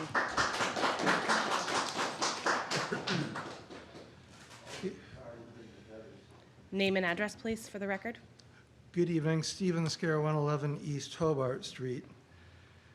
I think the mayor made some good choice, I mean, some good points about money in the budget, such as grants, that's counted against what we can expend, for example. Something that would help me better understand it is, if we didn't have the spending cap in place now, what sort of expenditures would the city have made over the last 2 or 3 years that it can't now? How would it affect the tax rate, and what things would we have that we don't or can't have now? What difference would it make going backwards? Would my taxes be higher, or would I miss something would I have something that I really miss right now and I'm not aware of? The other thing that comes across my mind, and what concerns me most about this, is the override. And I realize maybe that's what the court was looking at, that needs to be there. And my sense of this board and coming to the meeting is, I think you're good-hearted people. Like, my sense is, on the whole, a lot of you aren't good with money. And what I mean by that is, whenever you make an expenditure, it's a trade-off. It's something else, someone else can't spend money on. I mean, the Performing Arts Center, I mean, great, nothing against Todd Rudengren, might go to a show there. But how much is that costing the individual taxpayer? And when that was up, I stopped by and I asked the board, what's going to be the impact per $1,000 on the tax valuation? And no one could answer that. And anything, however this goes, however you spend, what's the direct impact on property taxes? And if you live in a small town, that's something that they do with each expenditure. Here's what it's going to cost, both at the budget hearings and when you go to the town and school district meetings. That's a piece that's missing. The other thing that I'm missing along the same lines is things that might be wonderful to have. For example, preserving the Keefe Auditorium. It's beautiful, it's wonderful. But then what is that costing us doing that? And people will get behind one thing and say, this is absolutely wonderful. Well, nothing's absolutely wonderful. Everything is a trade-off. How much is having held on to that, and I understand now it's going to be trying to make that part of a transaction for selling the land. How much is that costing us doing that? And I don't see the people on the board being able to make these sort of trade-offs, and that's where I get concerned about the override. And that's why I think we need an extra step in place that you don't have here that you might have at a town or a school district meeting. So mostly what I'd like an answer on is, what are we missing out on? What could we have spent money on? How would have that impacted us tax-wise? Thank you. Additional testimony in opposition.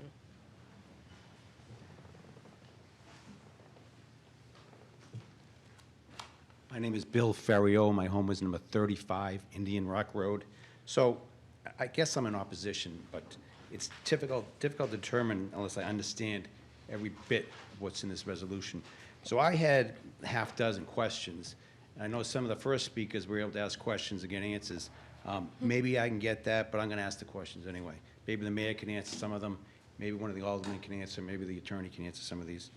They're relatively simple. The first one I would have is, if this resolution was in place last year, when you were developing the 2025 budget, would you have been allowed to have a higher tax levy than you came up with?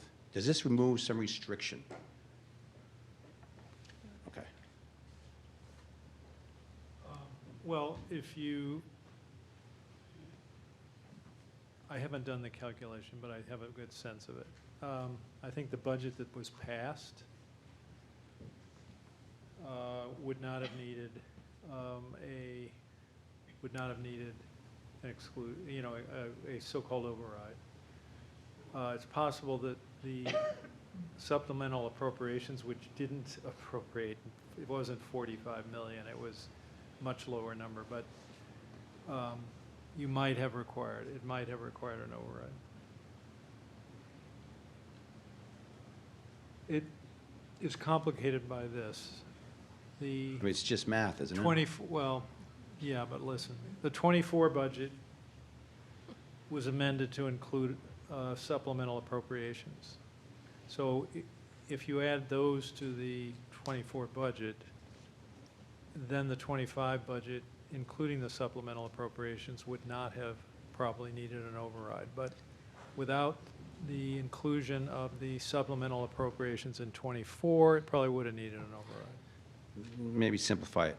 If the cap for 2025 was 100 million, Yeah. right, would the cap for 2025 with this resolution still be 100 million? No, it would be 100 million plus the inflation factor. And I But guess, but the 100 million for last year included the inflation factor, didn't it?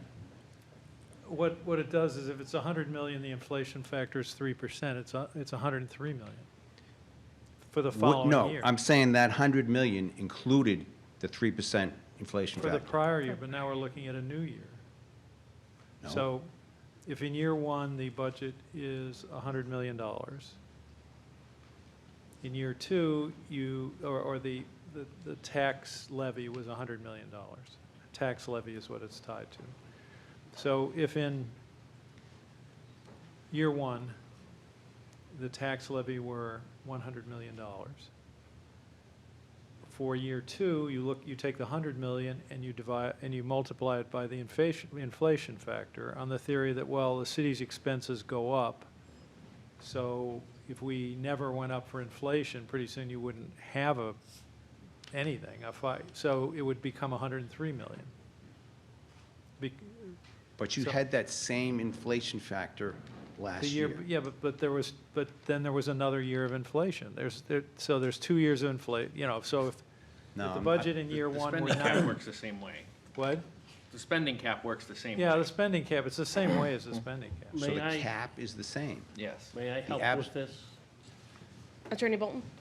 The difference is that under the current charter, the inflation factor applies to the entire amount of appropriations in the prior year.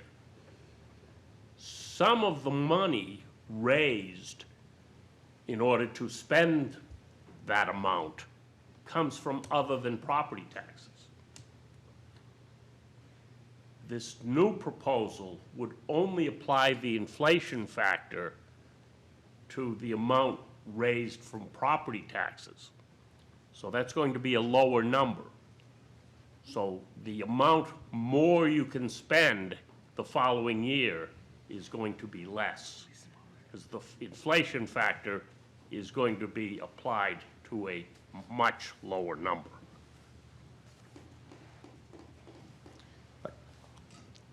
What I tried to say at the beginning was the court decisions, and this has been litigated over and over. I mean, it was invalidated by the Superior Court. It went to the Supreme Court. What we had previously was invalidated. Mr.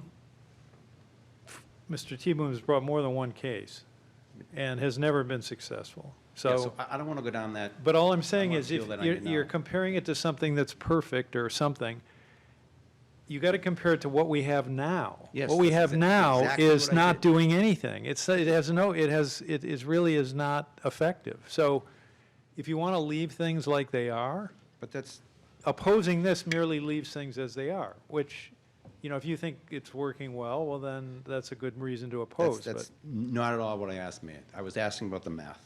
I'll move But, on. all right, I know. So in the summary section on page 1, it says this amendment would limit the annual budget and other appropriations.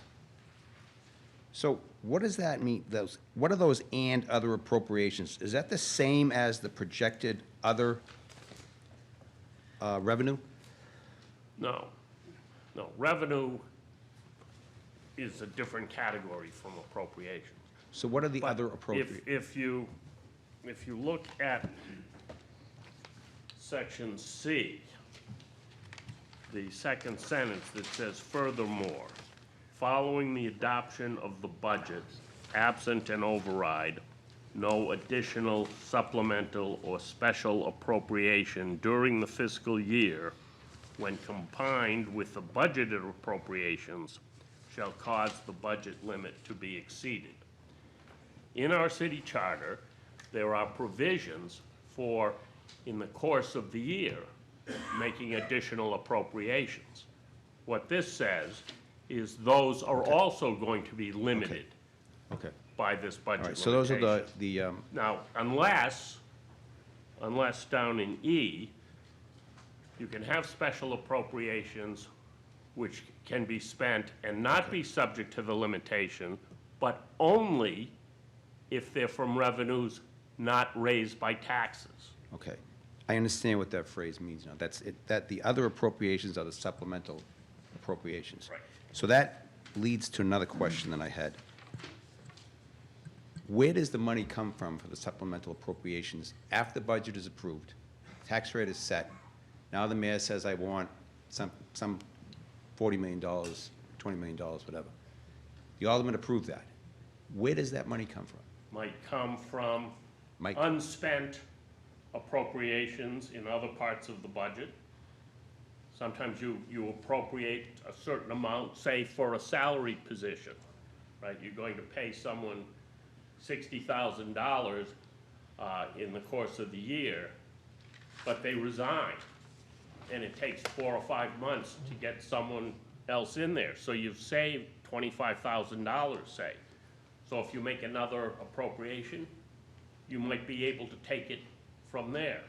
You might have more revenue than you budgeted for, so you might get it there. Now, otherwise, this money goes into the general fund. Now, it's not a good thing, but if you found yourself in a situation where the total of your appropriations exceeded the total other revenue and property tax revenue, and all of your revenues did not add up to all of your appropriations, you would diminish your fund balance. To my knowledge, that's not happened in Nashua maybe ever, certainly not in the last several decades. So, But theoretically, it could happen, and it certainly has happened in other places. That's where the money would come from. okay. Currently, we have a very healthy fund balance. So if we had a one-year problem, we would cover it with ease. But you couldn't go on like that for a long period of time. Okay, so it comes from, short answer is it comes from some kind of reserve or some money that had been planned for something else that's not, maybe not gonna happen. It gets transferred. Or excess revenues coming in that you didn't expect. Excess revenues, okay, yeah. Okay. The other question I had was, on the second page, the definition of projected other revenues. So, does this say that if the projected other revenues decrease in a following year, does that mean that the property taxes have to absorb that above and beyond the inflation rate? What it means is, no, your limitation will be lower if your projected revenues go down. So your limitation will go down, and the property tax does not absorb it. Okay, so if, for example, These this- are revenues other than from property taxes. So you can spend, so the idea is you'll be able to spend those without affecting property taxes. Money comes in from automobile registration. understand that. Right, money comes in from parking meter fees. Right. You can spend that without impacting the property tax Right, payer. so if you're developing. If that goes down, that limits what you can spend. So,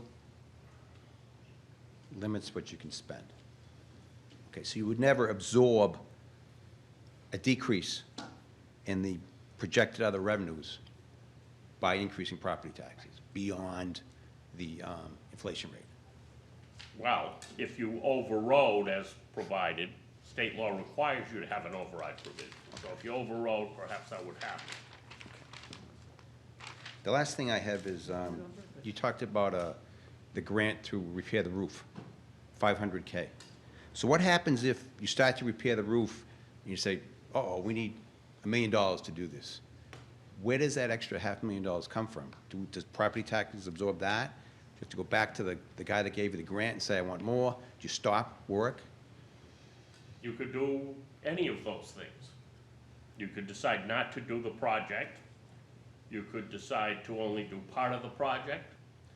You could try and economize wherever you could. You might cancel some other project that was also $500,000 and apply the money in this situation. You might go back to the donor and say, hey, do you think you could come up with a little bit more? You might look again to your excess revenues.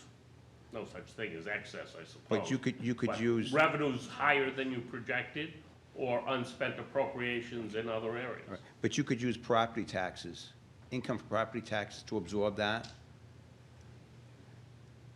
Well, you wouldn't in the year that you were talking about. But you said there could be excess revenue from property taxes. No, I didn't say that. I said there could be excess other revenue. Okay, all right. Okay. The last thing I had was, the mayor talked a bit about, or quite a bit about, why it's suddenly become such a struggle to manage a budget for the city. And one of the other speakers talked about, you've been doing this since forever. Why? And you didn't really have any good answers as to why it's such a struggle now. Maybe budgeting is not in your wheelhouse. It's not the Maybe- budget, maybe is you it? need- If you want the cap to effectively control expenditures, it is not doing that.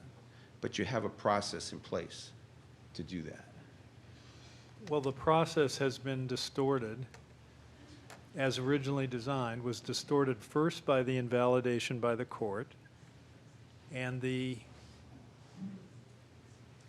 confirming of that decision by the New Hampshire Supreme Court, and then the legislature stepped in. So things were going okay with the cap until those things happened, but they did happen. Things And happen, they weren't. Things happen. Well, I You know, deal so with it. there is, you're effectively, you don't really have much of a cap now because it was invalidated by the court and then further confused by the legislature. So we didn't do that. The city did neither of those things. We didn't look for an invalidation. We didn't bring the thing to court. We didn't go to the legislature. We didn't do anything on that. So outside parties, and I mean, I respect the work that Mr. Teboom has done in this area. But what he doesn't own up to is he brought the case that invalidated the cap. We did not. So, look, I mean, we're trying to help, it's someone who's like, what's that, Jerry Maguire, help me, help you? It's like, if you want to control expenditures, you got to do something other than what you're doing now. So, because it's been confused by these outside actors. If this doesn't go on the budget, and if this doesn't go on the ballot, or if the voters reject it, the voters would have to pass it. If the voters reject it, or if it doesn't go on the ballot, okay. Okay. We can deal with what we have now, but it doesn't effectively control expenditures if that's your goal. I'm done, thank you.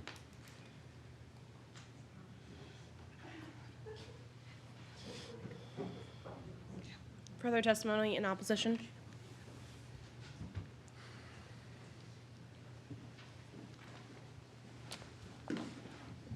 Good evening, Mayor, Board of Aldermen, Alan Sewell, 5 Lincoln Ave. It's been some time, actually, since I've come before the Board of Aldermen. I'd like to start out by saying I'm a little bit confused or dismayed or what have you at first with just the general decorum and lack of respect, frankly, has been stated before. Alderman, or former Alderman Teboom, came before with some visual aids and some flip charts and so forth, and it was apparently ruled out or questioned whether or not that was allowed. I'm frankly not aware of that, and I think I would submit to the Board of Aldermen or that Mr. Teboom actually, in my opinion, I would submit that is owed an apology out of respect. Now, if down the road you want to change the no visual aids going forward, all right, we'll take that up, or you folks will take that up as a matter. But I will remind you that there are visual aids, monitors, and so forth here in the chamber, and I think we need to recognize that and understand that. So I would submit to you that Mr. T. Boom is owed an apology. So going forward, this whole amendment or what have you, I'm a simple person. I like to keep things simple. I'm not, with all due respect, I'm not a retired person, middle income, average age. I live here in Nashua, where I've lived for the past 30 years. I love the city. With all due respect, I can't say that I love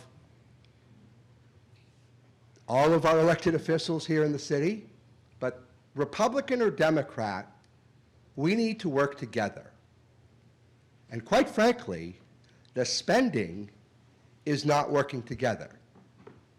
And that's really the crux of the matter. Spending cap or no spending cap, we need to live within our means. And with all due respect to the mayor, we're not living within our means.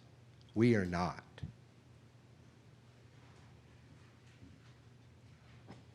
And we haven't been for quite some time. So I would submit to you to take a moral inventory or what have you, or take it for what it is. We're not living within our means. Spending is out of control. It is absolutely out of control that we don't know when to say no. And yeah, affordable housing, all these other things, I mean, it's great to spend money. My wife will tell you that, or my wife will remind me of that. But the bottom line is, we have to control spending. And that just doesn't seem to come into the equation. Thank you.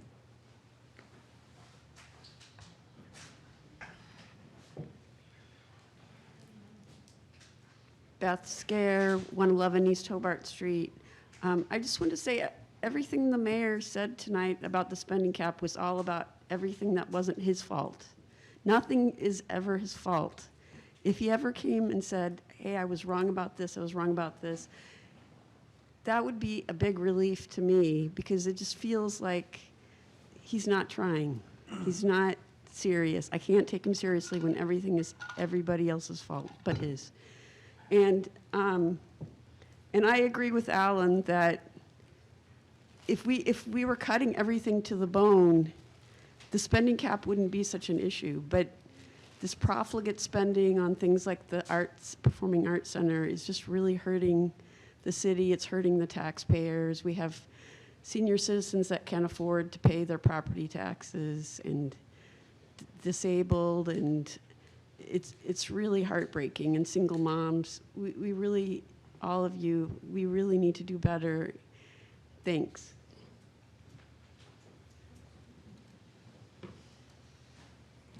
Lori Ortolano, 41 Berkeley Street. So I'm going to oppose this for a number of reasons. And I could change if I could get some data. I started off by saying, and a gentleman just came up here, how would this look applied as a tax cap going back 2 or 3 years on how the rate would be spent based on the data? I mean, that would give me something to go off of to understand it, and it would just be helpful because it's complicated for all of us. And I'd like to have a real feel for that with some numbers. The other thing another individual said is that tax caps are based on prior year data, not projected. And of course, I use my AI tools now, which I find just incredibly awesome. And when I research that, it says exactly what he said. Prior year's data, not projected forward data. I am concerned by the language, and I'd like you to consider striking the language that allows you to add forward data on, additional revenues in grants and all that stuff you're going to receive. This year is super confusing on grants. We've got a new president, administration, and we don't even understand what's really going to go on there. So I don't know how you're going to project the future on that. So I think that that's an issue for me. Section E, notwithstanding subsection C, that language in that paragraph, I had a hard time understanding it. I had a hard time understanding the Board of Aldermen may appropriate and exclude said appropriations by a super majority vote. It just seemed like the first two sentences conflicted with the last two sentences, and I really couldn't understand it. And, you know, I'd like to be, I know that this is more complicated stuff than I maybe can understand, but I'd like to be able to try to understand it. And I do think there's some merit to doing whatever you can to simplify it. The inflation factor is this implicit price deflator across 3 years. Are we better off going with a CPI? It's simple. A CPI is simple, and I'm not trying to diss the gentleman. I didn't know the history of this at all, but somebody spoke that it was put in place, I think, in 2011 or 10 or 9 or whenever. So it's been around a while. But is it something we should look at again? When we simplify this, is one better than the other or easier to apply? What do other towns do that have tax caps? We started this meeting off, and somebody asked a question on, you know, how did you do, I think it was Alderman Jettie, how did you do this legislation? And I think legal said, you know, we just created it in and of our own. The mayor mentioned that we went out and that we sought speaking with someone about this. We decided to come forward. Who did you speak with? Do you know? City of Manchester. Okay, because they have They have a tax cap. They have a tax cap, okay. So, did you gather some of the language used in other towns for tax caps when you wrote this? I have read every tax cap from every community in New Hampshire that has one. How many- Tax and spending cap. How many different community, I know you won't know the number, about how many have a tax cap? 6 or 8. 6 or 8? Manchester's the biggest one. Are there a couple other cities, or not? Franklin. Franklin was one, I think I knew that, okay. And do they structure their tax caps such that they use forward projections in those caps? They all do? Yes. They all do? I can't say all, some do.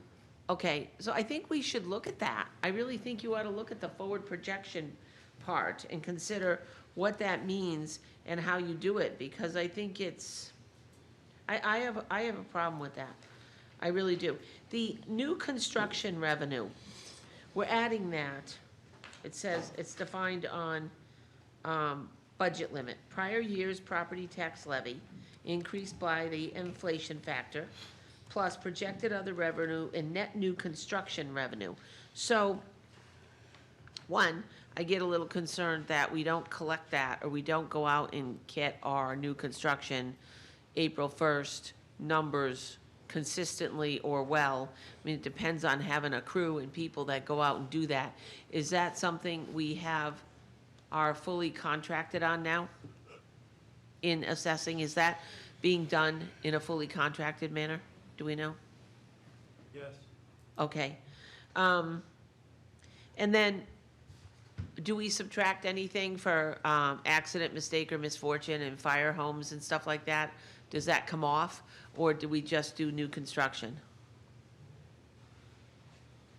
Reduced by tax revenue caused by damage or destruction of real property improvements during such time period.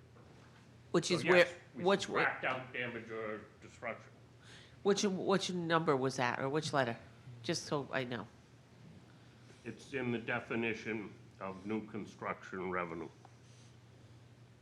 Oh, yeah, okay, it is. Yep, thank you. I've got so many markups on this. It's all over the place. So, yeah, I'd like you to consider looking at the language of projecting future revenues into the calculation. Look at how many towns do it, how many towns don't, what the impact of that would be, and generate some numbers that would show us what's going on. I don't really fully agree with the mayor's position that, you know, the state and the court interfered and created this whole mess. I really don't support that. You know, the state made a vote that was very nonpartisan, and we had a city at the time in 2022 that I think was pretty largely a one-party city. When you're sending 26 Democrats up to the State House, you got a pretty significant one-party system here. And I'm not a big fan of one-party systems because I think you miss out on the opportunity for debate, important debate. And so even though our people went up there all pitching the same thing, saying it's never going to work for Nashua, I think you could have. I think they were carrying a message that the mayor asked them to carry.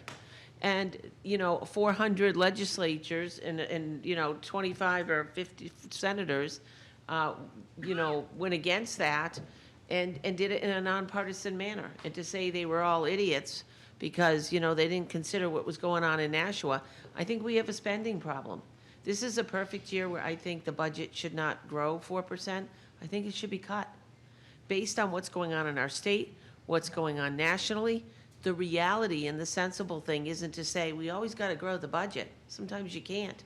And the scary thing with relying on property assessments, and we all know this in a state that is so heavily aligned to assessments, is, yeah, you can reassess every 2 years, and when you reassess, technically, if all things are equal, the taxes go down based on the increase in the overall assessed property, but it's never applied uniformly. And there always are those property groups that get smacked, like the mobile homes, like the ranches, like the condos, and all of those lower value properties. Those are the people that get hit the most. And so you have to be aware of that. Now, if you're striving to gentrify the city and drive all those people out, it's a good plan. It will do that. But I want you to think about that, because property taxes are not as uniform as you think they are, and we see it all the time. The lower people get hurt. Thank you.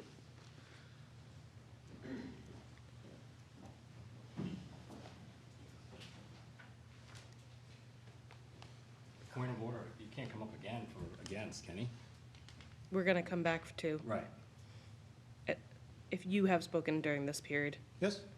I'm going to be calling in favor and in opposition again. So could you So I can hold till the speak second again? time? I can speak in later? Yeah. Mhm. Okay. We're only on the first opposition, if you can believe it. Any additional testimony in opposition? Seeing none. Any testimony in favor?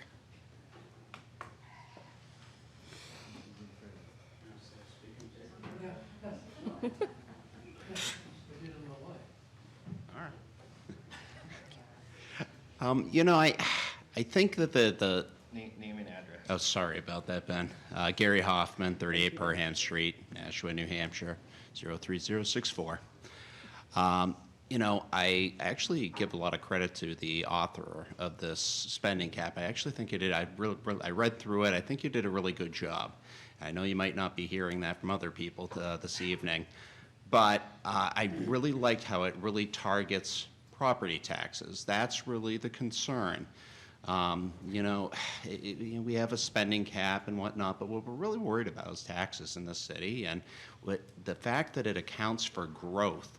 The city is growing. We have more people now than we've ever had, and I see new construction happening everywhere, and that growth is going to cost extra money and infrastructure, but then it's also going to generate revenue.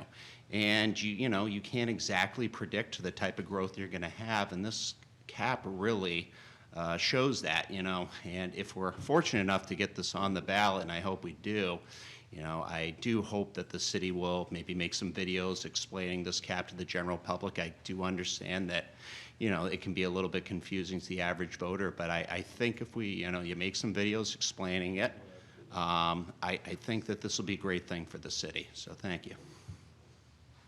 Additional testimony in favor? Yep. First of all, I'd like to say that I'm a little bit offended. If you look at the screens here, typically, when people for the city come up, they use the screens for presentations. So if I want to use not a screen, but a display to present the point about what the current cap is about, what's inappropriate about that? My wife says to me, "You're in your 80s. Why in the hell are you doing this?" Now, I have a master's degree in engineering, electrical engineering. I don't need this. I can pay my taxes 10 times over. I'm doing it because whenever I go to the mall or wherever, always somebody comes up to me and says, thank you. Even Sullivan did one time. Thank you for what you're doing. Every time.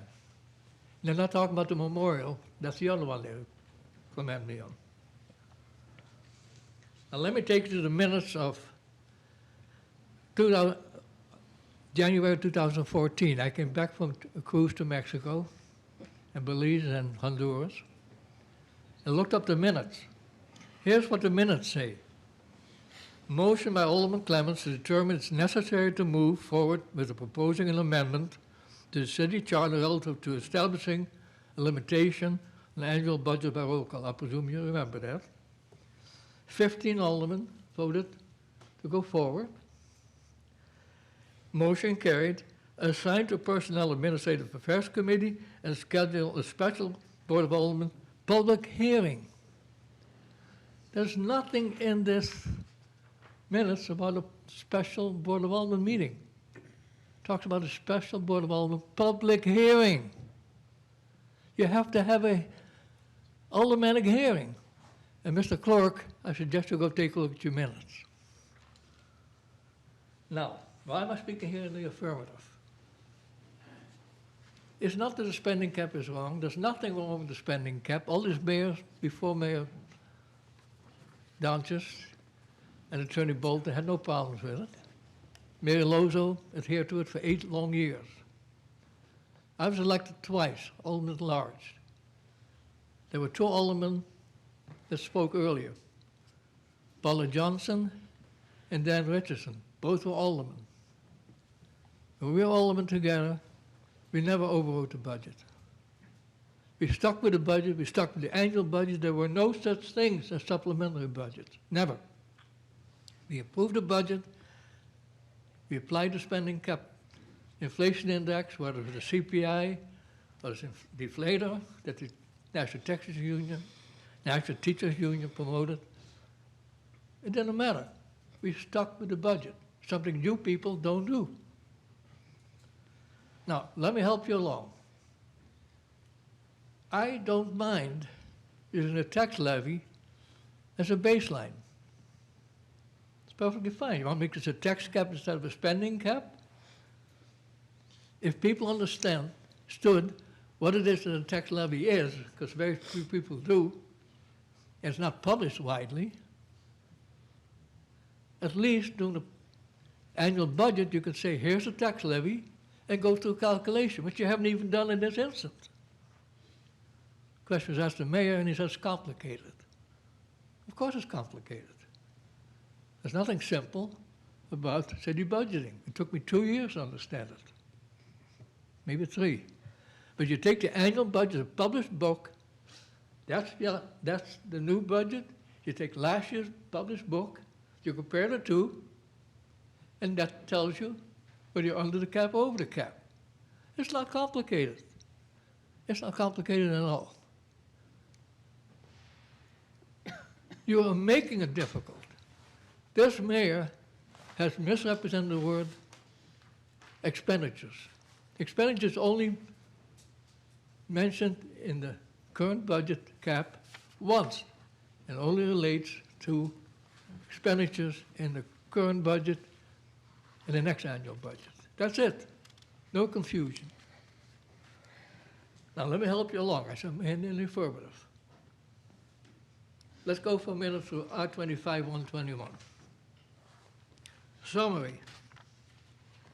Take out the words plus property taxes imposed on new construction. That's an acceptable paragraph. Paragraph A, acceptable paragraph. Paragraph B, take out the words plus projected other revenues and new construction. Doesn't need to be in there. The tax levy contains all construction costs. You don't need to guess at new construction costs. The tax levy tells you exactly how it was taken into account. Don't need any language for that. On the next page, inflation factor. Even though I don't like it, it gave the city employees an extra 1% over the CPI typically. It's okay. I don't have a problem with that. I fought Mr. Hoffman on it. You may remember. And you won in the recount. The next paragraph, new construction revenue, take it out. It's confusing. It adds nothing of value. It's nothing related to the tax cap of the levy. The next paragraph explains what the property tax levy is. Leave it in. The next one, other projected revenues. You don't need it. If you're going to put a cap on the levy, why do you care about the grants are? They're not taxable. Why do you care what gifts are? They're not taxable. So why is that stuff in there? Take that paragraph out. The next paragraph, unless an override is voted, et cetera, et cetera. That's an okay paragraph. It says you're going to override it.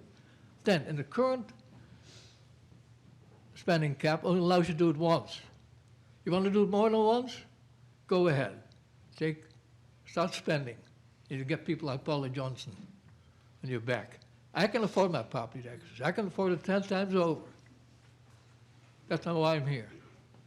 I'm here because a lot of people have difficulties. Take paragraph D. I don't have a problem with that. Take paragraph E. Notwithstanding. There you go with the kind of language that the courts don't like. Weasel wording. You don't need notwithstanding. You have a tax levy, you put inflation index on it, it's your next tax levy, and go calculate the budget based on that. Honestly. Now it's open to fraud and abuse. I'm not saying Mayor Johnson that you do fraud and abuse, but I can easily see the next mayor coming along and he miscalculates. And who the hell's going to stop him? There's nothing simpler than seeing an annual budget published, a new annual budget published, and compare the two. Nothing simple. But if you want to do it on the tax levy, go ahead. I'm not objecting. Take paragraph E, take it out. Notwithstanding, it's weasel wording. Don't need it. And the last one, argument Attorney Bolton on. It's unclear, sir. You may call it double dipping. I'll call it double dipping in the courtroom, if you recall. It's unclear. But you don't need it. If you can put a cap on the levy, then you have a true tax cap. I don't have a problem with it. You want to limit on taxes? Fine. I say you put a limit on spending, because if you put a limit on spending, then you put a limit on taxing. That's why I like the spending cap. We are the only spending cap, true spending cap in the state of New Hampshire. There are roughly 10 or 12 caps. Laconia being another one. You mentioned Franklin, Nashua, Manchester, and there's about 7 or 8 more. And they all have pretty much the same wording. We're the only one with a spending cap. I like spending caps. A lot of people like spending caps. If you do a true approach, like Lozo did, like Davidson did, like Wagner did, like Streeter did, there is no problem. The courts have changed nothing. The courts overrode, like Richardson mentioned, they didn't really get into the details because the courts don't like to get into the details of this stuff. But all that the legislature did, in effective August 2021, they said any cap that passed before the year 2011, when the state passed the cap, is valid, legally enforceable, as long as it was elected. What's wrong with that? There's nothing wrong with that. I'll probably spend $50,000 or more opposing this if it goes on the ballot. But it doesn't have to go on the ballot. Just live and take a careful look at paragraph 56C and 56D. Ignore E and F. E is basically a reserve fund, and F has never happened besides you have to cut the budget because you got a reserve fund. So when you're short, you reach for the reserve fund. Now, Tony Bolton says healthy. It used to be 20 million. Now it's around 10 million. Still pretty healthy. But it's down to 10 million, not 20 million like it used to be. So with those changes, I can affirm. Thank you. Additional testimony in favor? Seeing none, I will call for testimony in opposition.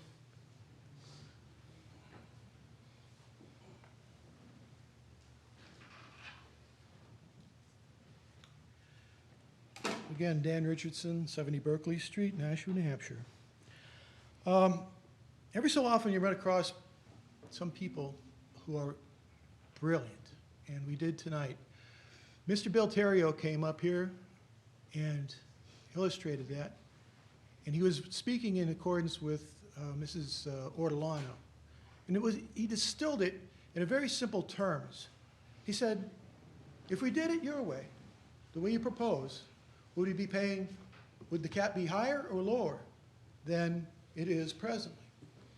Very simple, you can understand that. And, you know, I think that's an excellent idea. I mean, that's where we should go with this. Let's do it. Let's show how it actually works. Let's show the mathematics of it. Let's show the sources of the numbers that you use. I would think that would be something that, you know, you'd want to do yourselves. In private industry, when you're going to, say, for instance, release a new app, you do a beta test. You actually test it. You actually prove it out. I don't get that sense here that you've done any kind of testing of your new idea.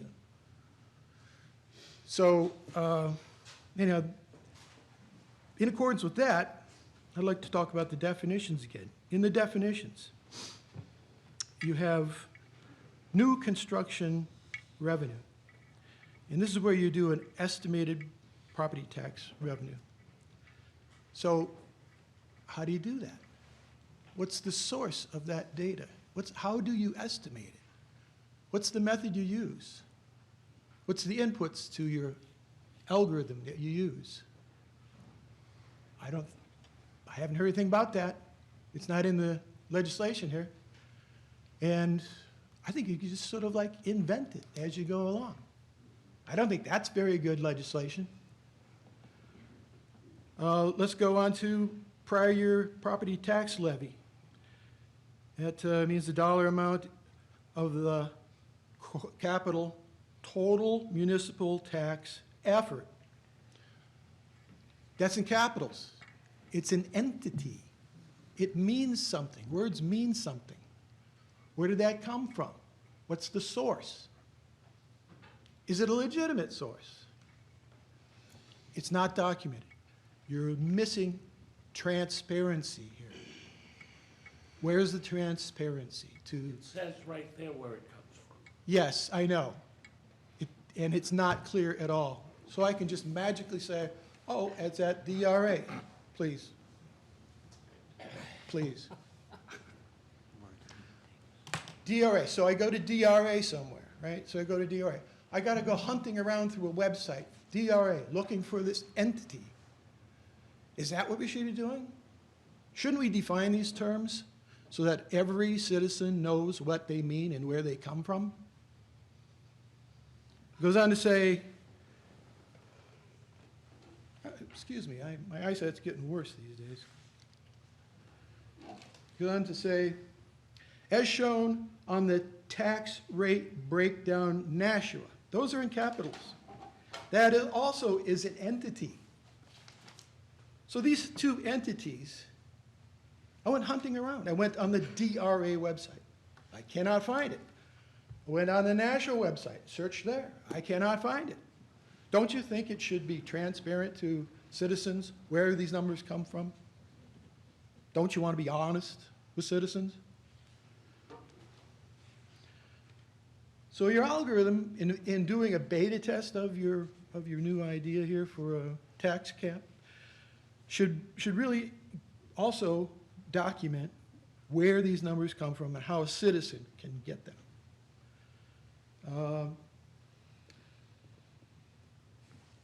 See, the other thing that I wanted to mention was we're talking about a tax cap. And we said, I've noted before how we are biasing this cap with anticipated fees, fines, grants, gifts, state education funds, etc. Well, what's that got to do with taxes? that property taxes that we pay? It's got nothing to do with it. Why should we be pushing up the tax cap with these things that don't involve taxation, property taxation? Does that make any sense? I don't think so. My opinion. I think it's somewhat deceptive if you don't read these things closely. I think that, tell you what, I'm going to call it quits on that. Thank you.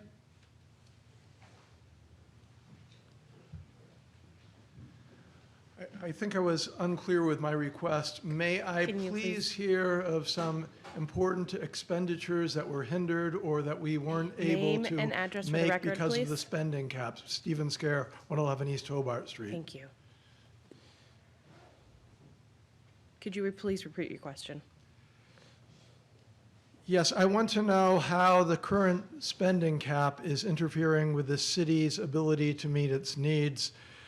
Specific examples of things that we weren't able to purchase or spend money on that we needed. Well, I'm really saying the opposite. It's not that the spending cap limits our expenditures. What we have with the action of the courts, and it really doesn't limit. So if you want to, what I've been trying to say from the beginning is if you want to actually have some kind of objective control, you don't have it now. And if you get a tax cap, it will improve that, not make it worse. So leave things as they are, and there really is not much of a control. So it really hasn't had much of an effect after the invalidation by the courts and everything. So we're trying to say that if you want to have a process that can work to control the tax rate in a understandable fashion, you've got to do something new. And this is what we're proposing. I mean, maybe it's not perfect, but but I think, my opinion, it's a lot better than what we got now.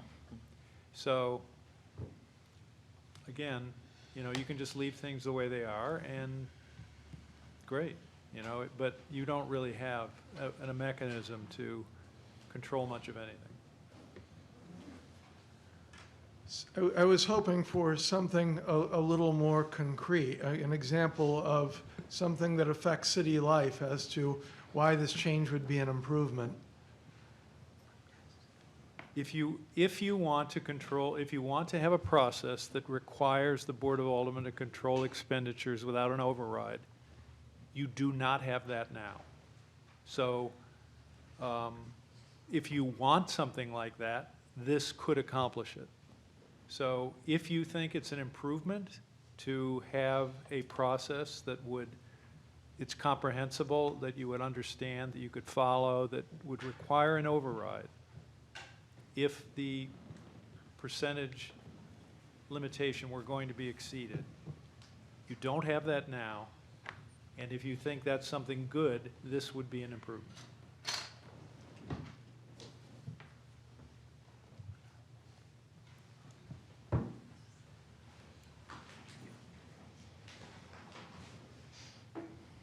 Lori Ortolano, 41 Berkeley Street. I just have a procedural question. So we noticed a public hearing that was run by the Board of Aldermen, and then we're having a Personnel and Administrative Affairs Committee meeting after that, where that limited committee is going to discuss this resolution. That is the process. Is that right? That is the process. It has Okay. always been the process. So, yes. So is the Board of Aldermen here permitted to take a vote on moving this forward to the legislation, to the state, let's say, sending it to Mr. Healy to send to the state to start the process of approval? Or do you have to have a Board of Aldermen meeting noticed? Alderman Clowns. Yeah, so to be transparent, I have a motion prepared, which I will make at the end of the public hearing. And then we will debate that whether or not we're gonna send it to Mr. Healy, or if we need more time to discuss this, and the board will debate that when I make that motion. Okay, so my question is, under RSA 91A, do you have to notice a Board of Aldermen meeting to take a Board of Aldermen vote, or can you take this action out of a public hearing? I guess maybe legal can answer that. I'm not even certain, actually. I believe this was properly noticed as a special meeting of the Board of Aldermen. Is it, Mr. Healy, is it a special meeting or a public hearing? Yes, this is a special meeting of the Board of Aldermen. At the beginning, I called the roll. At the time, we had 11 members present. At 7:07, Alderman Lopez joined us. Okay. So we have 12 members present of a 15-member board for a special Board of Aldermen meeting.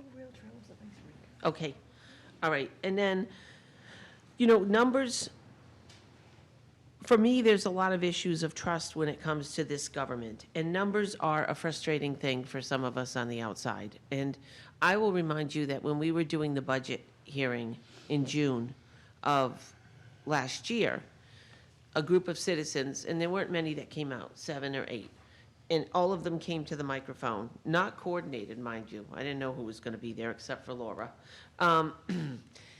And challenged the fact that the city said the budget increase was 4.2%, but the math showed it was 7.19. And several aldermen agreed that, yeah, it was really 7 and change. But the CFO and the mayor said, no, it's only 4, because we changed the way we did the math. And it became a real point of contention. And I will never tell you that last year's budget was a 4% increase. It was much higher.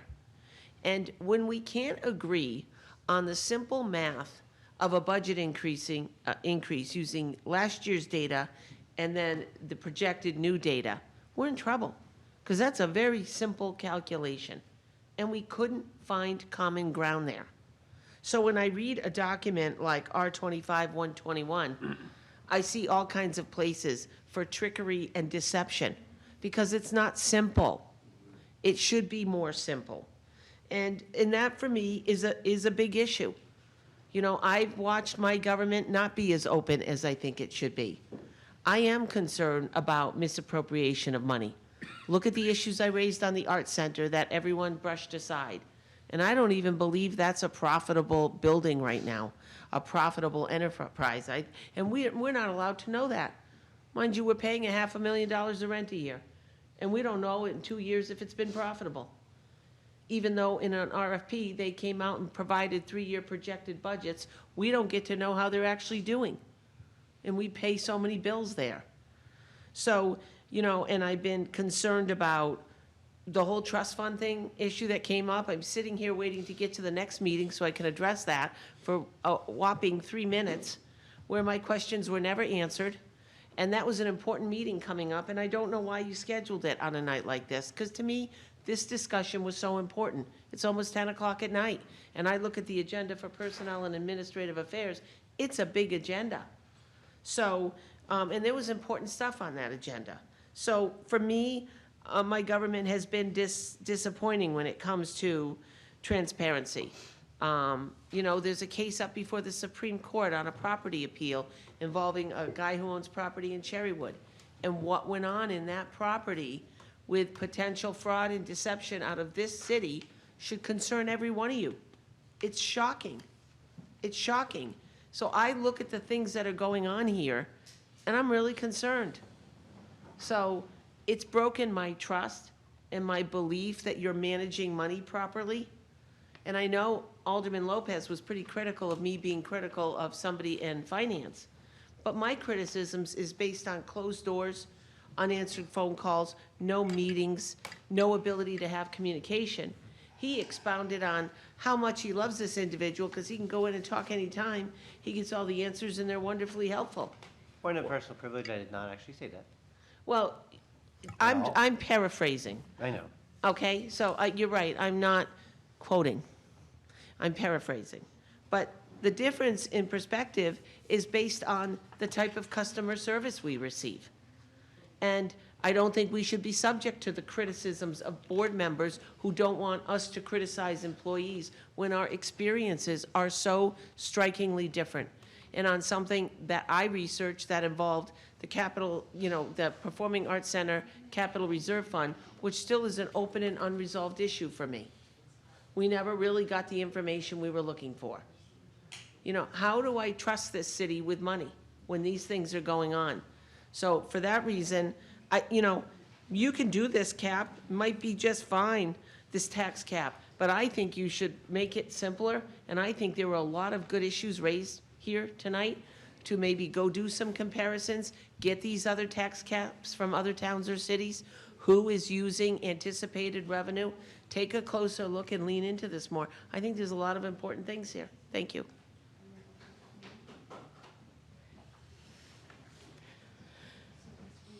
Okay.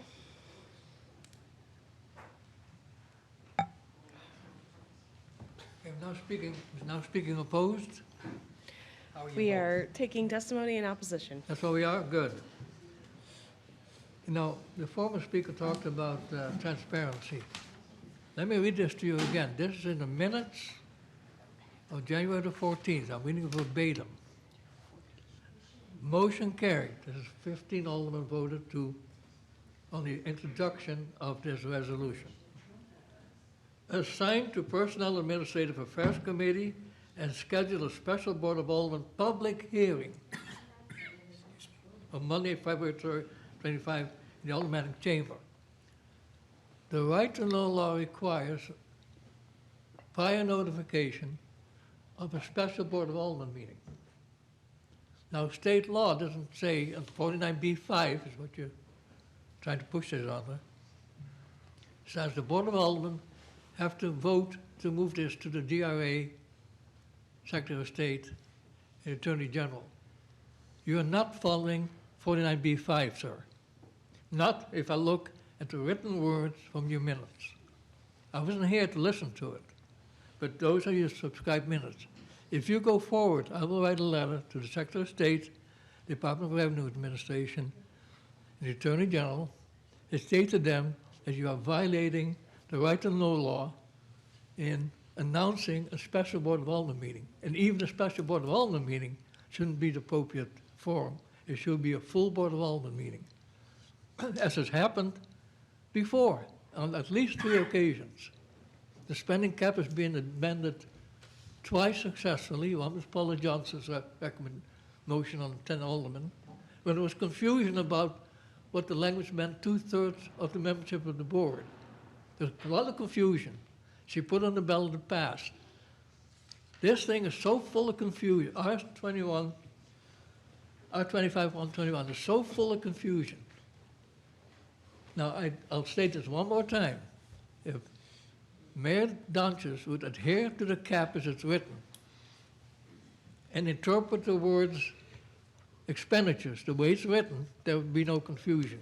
The chaos was created by Mayor Donches and Attorney Bolton, and possibly with the affirmation of CFO Griffin. But if you take the time to look at 56C and 56D, you'll find there's no confusion. And when the court said, when the legislature said, any spending or tax cap before July 2011 is validated in all the other language, legal, enforceable, they were not just addressing Nashua, they were addressing 7 or 8 caps, including Manchester, including Laconia, including Franklin, that did not exactly meet state law language of 2011, which the reason the Supreme Court overruled and moved against me with a 2-3 vote. So, take a look at the language. The confusion, sir, is with Mayor Donches and Alderman Bolton. Maybe the confusion goes away when we get a new mayor, which is my expectation and my hope.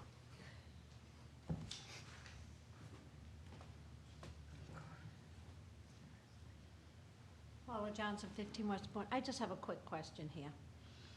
So when we're done with this special Board of Aldermen, public hearing, which it really was. What is your, are you going to be going through the full Personnel Administrative Affairs Committee meeting tonight? Because it is already 10 o'clock. You got a lot on the agenda. That is what's noticed. Yep. We So are you're gonna be required going by, through the whole thing? to go through the entire, yes. Okay, then I guess I'm going to join you all tonight. Great. I've got an issue with that.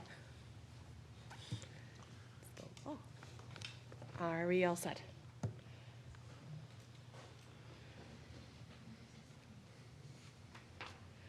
Seeing no additional testimony, I'd like to close the public hearing of Resolution R 25-121 at 9:49. Alderman Clemmons. Thank you, Madam Chair. I move that the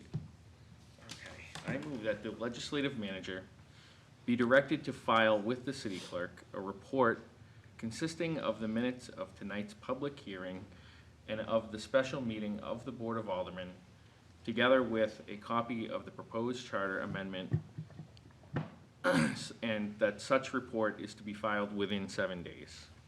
And that is my motion for the purposes of a discussion. You've heard the motion.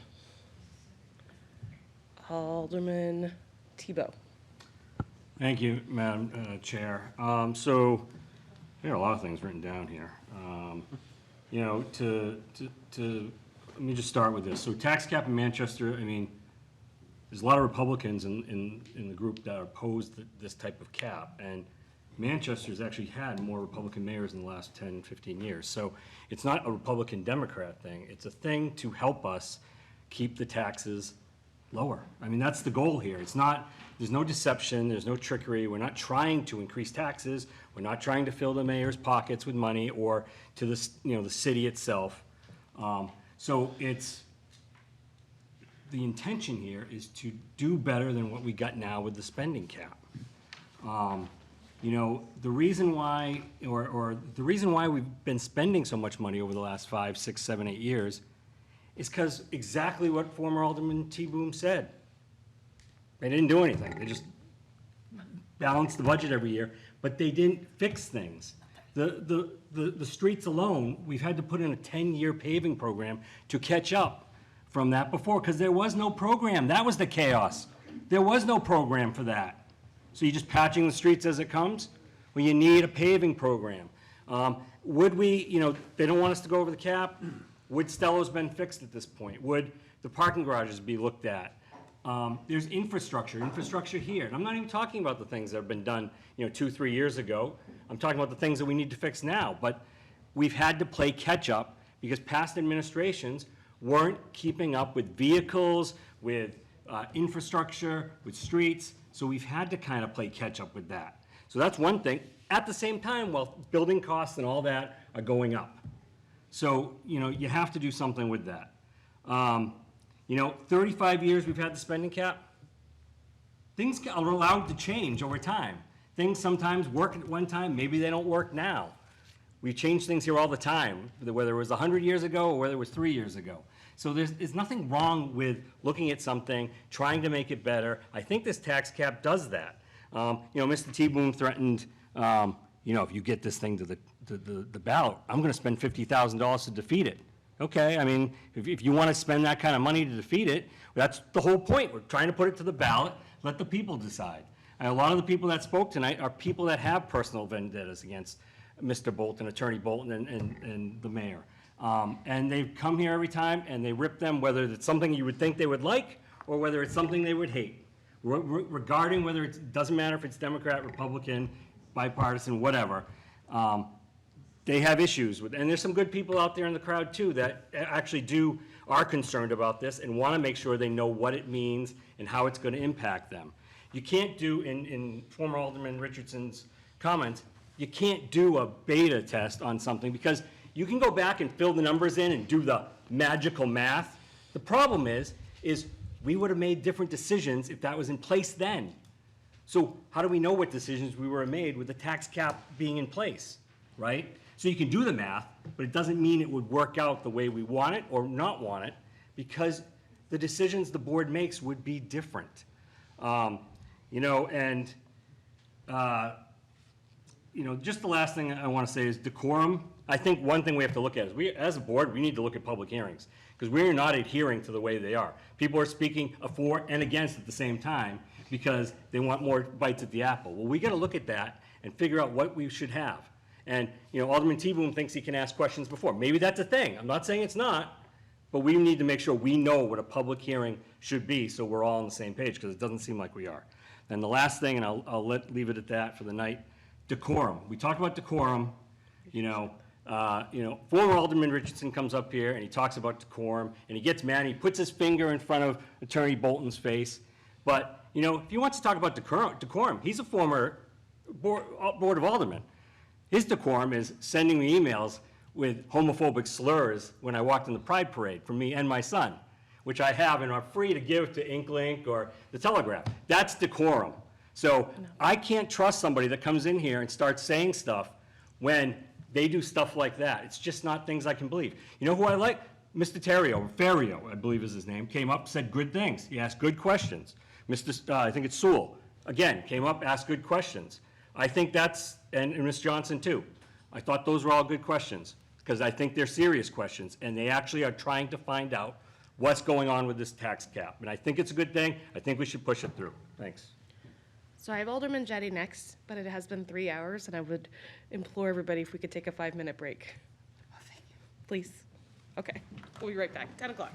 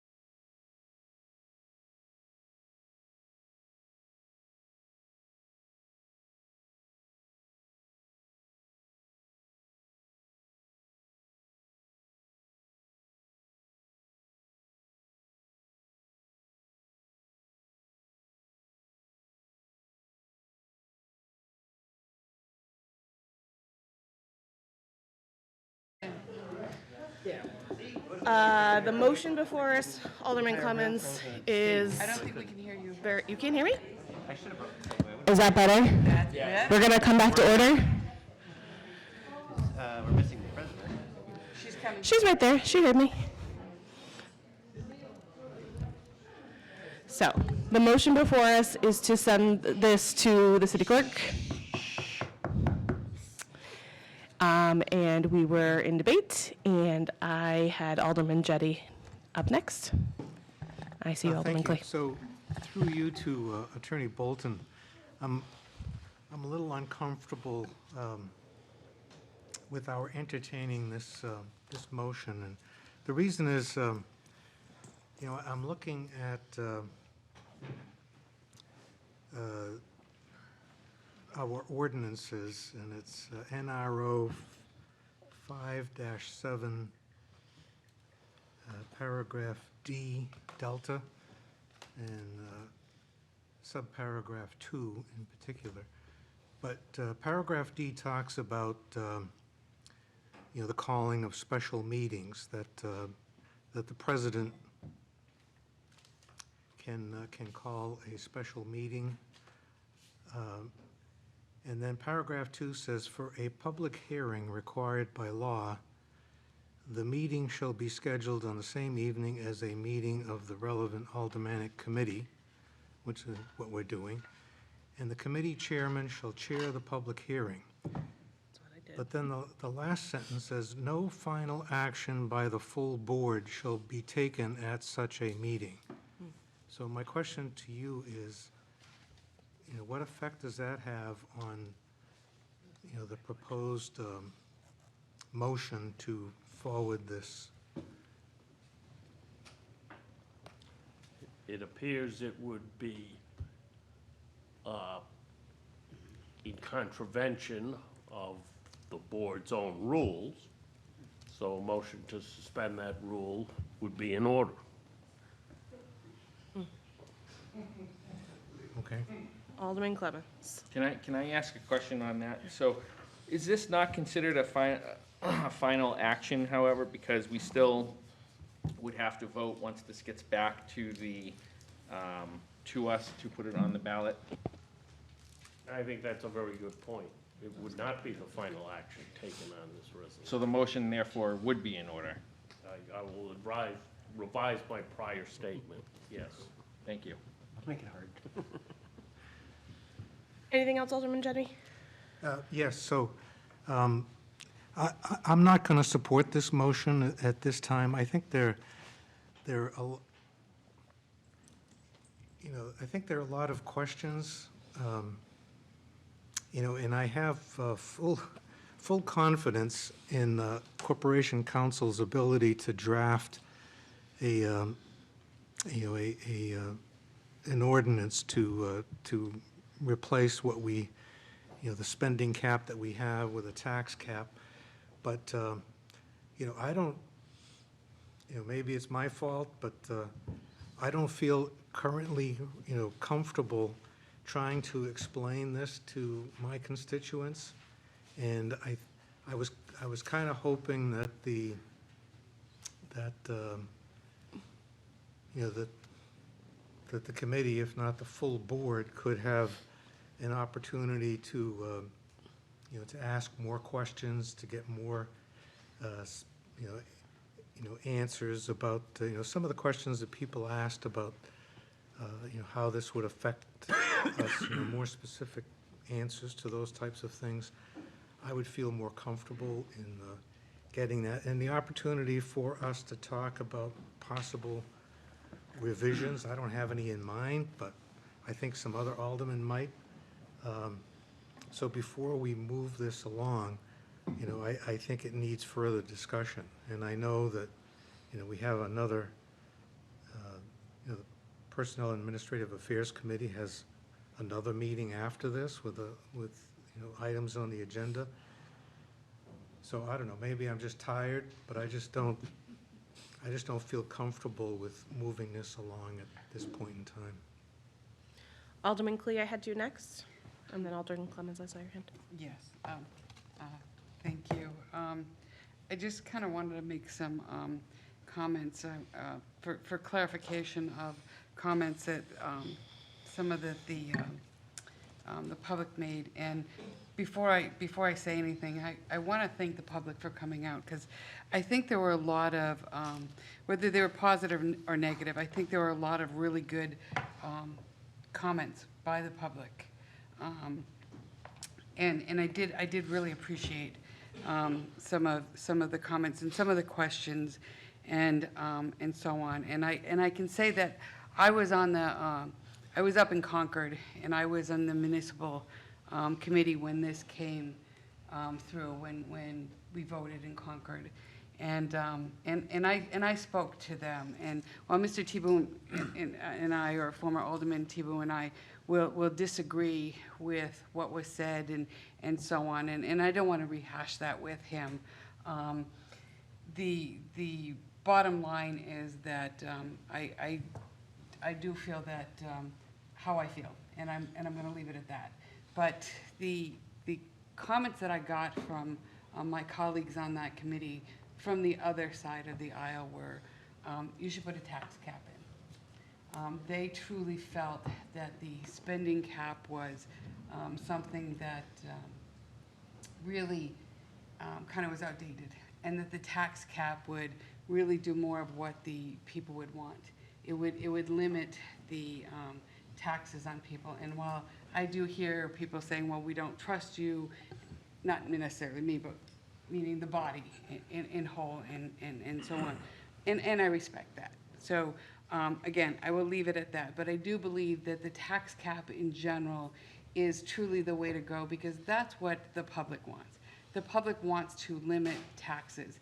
And the problem with limiting spending is that it also limits the amount of, and I know there's no such thing as free money, but it does limit monies that we can get from grants and endowments. And yes, this current administration will probably be limiting any kind of grants that we get. We discussed that, and good, bad, I'm not making judgment on that, but not everything comes from grants. We do get other kind of endowments, we do get gifts and so on, and we don't always know what it is. So I want to address something that was said, and I thought it was rather insulting, and it was made by a former alderman who really should know better, that made an assumption that was talking about why no one was questioning anything, and why we were ready to vote 100% the day that we pushed this forward. And the assumption was that we had done things behind somebody's back. Well, the truth is that we're all good at our jobs, and we do our homework. We don't meet together behind the closed doors. We really do our homework. So when we see legislation come through, we read it, we ask questions. And as a former alderman, I think he should have known that. And I would have hoped that he himself had done the same. I know that I look at every piece of legislation that comes through, and I really try to understand the legislation. And while I may not always understand every piece of legislation, I do look in and I do that. And these magical numbers of revenue, even when that person was an alderman, everybody looks to guesstimate, and I hate that word, but they guesstimate what revenue is, and it's always been part of the budget. But it's an educated look into the what they assume revenues are going to be, and they base it on what the expectation of what the motor vehicle revenue would be. And if time after time after time the city were wrong at it, trust me, the DRA would come down hard on the city. If the city were to make a bad decision one year, the DRA would say, okay, you guys just are doing a very bad job on it, and there would be, we would be paying the piper on that. If for some reason we did a bad job one year, there would be the funds within the whether it be the general funds or so on, to cover it. But it would not mean that you necessarily would have an increase in taxes. So I did want to make that very clear. I think that there were unfounded statements made about my colleagues, as well as myself, and I want to make that clear. And I think that it was just very unkind for that person to say that. And I think it was unfounded. But I do really want to thank those that did come up and speak and ask the questions, whether I agree with them or not. It's been a long night, and I appreciate all of the comments. And thank you very much. Thank you, Madam Chairwoman. Alderman Clemmons? Thank you. And Alderman Gabea. So as the co-sponsor to this with the mayor, I did work with the mayor on this, and Corporation Council.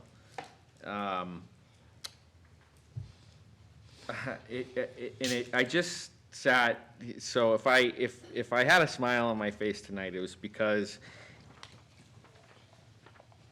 I found it amusing, because I get why some of the speakers here would find it hard to believe that myself and Mayor Donchis would support a tax cap.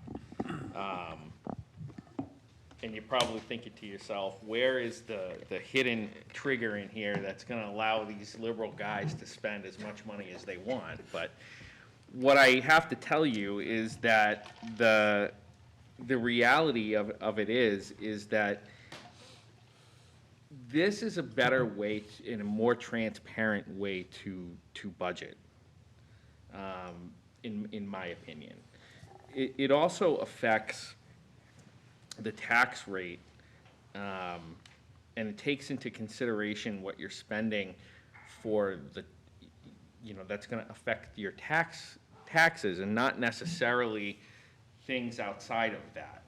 So, to me, this has more control than the current thing, because if you look back when we overrode the cap that we have now, we actually exempted bonded debt, and it was like millions of dollars that we did that, and that was one move, right? So all that did was then allow this board to move forward and spend more money on different things, but the city staff gave a pretty good presentation of what it was that they wanted to spend the money on, but all that comes later on down the pike. The way that this would work is you would do it as things come in front of you, if you ever had to do that. And so you could do it on a case-by-case basis. And you wouldn't be just exempting millions of dollars, not really knowing what it is you were eventually going to do, because who knows, on a line-by-line vote, yeah, okay, everybody, we can agree to add room to the cap as it exists now, and then vote for nothing. This way, you're doing it by what the legislation is that's in front of you, and you do it on a one-by-one basis, whether that's the budget, something that comes up outside of the budget, a grant, whatever the case may be. The other part of it is that you budget for these things. So you budget, you anticipate what are the grants we're going to get. And some of them we know. Some of them we can forecast very accurately what we're gonna get. If it's a surprise, chances are it's gonna pass, at least with this Board of Aldermen, probably 14-1, right? So, but I mean, that's just that. So, but that's okay, but it gives you the opportunity to look at these things on a case by case basis. So, I could go on. It's late. I'm not going to do that. I made this motion only as a motion to basically have this discussion. I'm willing to work on this more if we don't want to move it forward yet. If there's things that other people have, suggestions, I don't mind looking at it. So I'm gonna leave it at that. Alderman Govea? Thank you, Madam Chair. So not sitting on the committee that meets after this meeting, fortunately. But now, now I think is probably the best time for me to do it. I do have probably 4 amendments to this that I would like to see. They're nothing major. It's not overhauling, but some additions and some changes that I think I'd just like to rifle through tonight while we're in a full board. I think that's probably a better venue to do it. So I'm going to start by moving to amend, and that will be in the section about the GDP implicate price deflector. And I would like to add a cap on that at 2.5%. And I'd like to speak to that motion if that's okay. We can't do that, can we? It's in order. Can we? Yes, but it would be best if the actual new wording were to be stated. Okay, so what I am getting at here is looking at some other caps around the states, really. I found that a lot of the times you would find that they would cap that percentage of what they could use at a certain percent. I looked at the GDP implicate price deflector over the last 10 years. They averaged 1.98%. Put a cap at 2%, therefore the high years aren't too bad. So it at least keeps it in some check. So that would be what I am looking to do. If you want me to type these up, we can do this at a later date, but. Well, how about I suggest what might be appropriate, what you're trying to get at? Sure. And then we'll have it on the record and people might know what they're voting for. How about if we were to say inflation factor means the lesser of 2% or the average of the changes to the gross domestic product implicit price deflator for state and local government, for consumption expenditures, and gross investment for the preceding 3 years. I would say that's accurate. The intent is to make it so it wouldn't be over that 2.5%. The 2.5 or 2? I would ask for 2.5 on this one, with the average being 1.98. We'll give a little wiggle room in there. I have no issue with that. Heard the motion, discussion on that motion? I do. Alderman Timmons? Thank you, Alderman Tyler. I have one question. I had to think of your name because I hardly ever speak to you. But anyway, my question is, this motion, what would it do for what we're trying to do? I mean, I like it. Don't get me First wrong, answer but I is that just- we would have to have another public hearing. Oh, so, Am I correct? Well, maybe you could ask me that when we get finished with all of these and let's see if any of them pass. Okay. That's my guess. I am not Corporation Counsel. Did you have a follow-up, Alderman Timmons? yes, follow up. And I just want to make one thing perfectly clear. I forgot my colleague's name because I really don't talk to you guys unless I have a specific question. So if some people think that we're behind closed doors having a meeting, that's simply not true. I just want to put that perfectly clear, that we don't do that. Maybe you guys do it, I don't know. You're not doing it with me. But, yeah, I like what you just said. Thank you. Madam Chair? I could. Alderman if you don't Govea. mind. So the intention that I see here at least stabilizes the percents, at least to a certain extent. I looked back, there were some years this went up 6.49%, another year it dropped by 5.3%. So to me, this at least keeps it in a ballpark, if you will. I think it makes it a little bit less volatile. That would be my intentions behind it. All said, Alderman Timmons. Alderman Jettie. Thank you. So, I'm a little uncomfortable with that because the whole reason to have a 3-year rolling, I can't remember the exact wording, but it's based upon the past 3-year average. So you're not going to have so in one particular year, it's not going to go up, much because it's going to be tempered by the previous 2 years.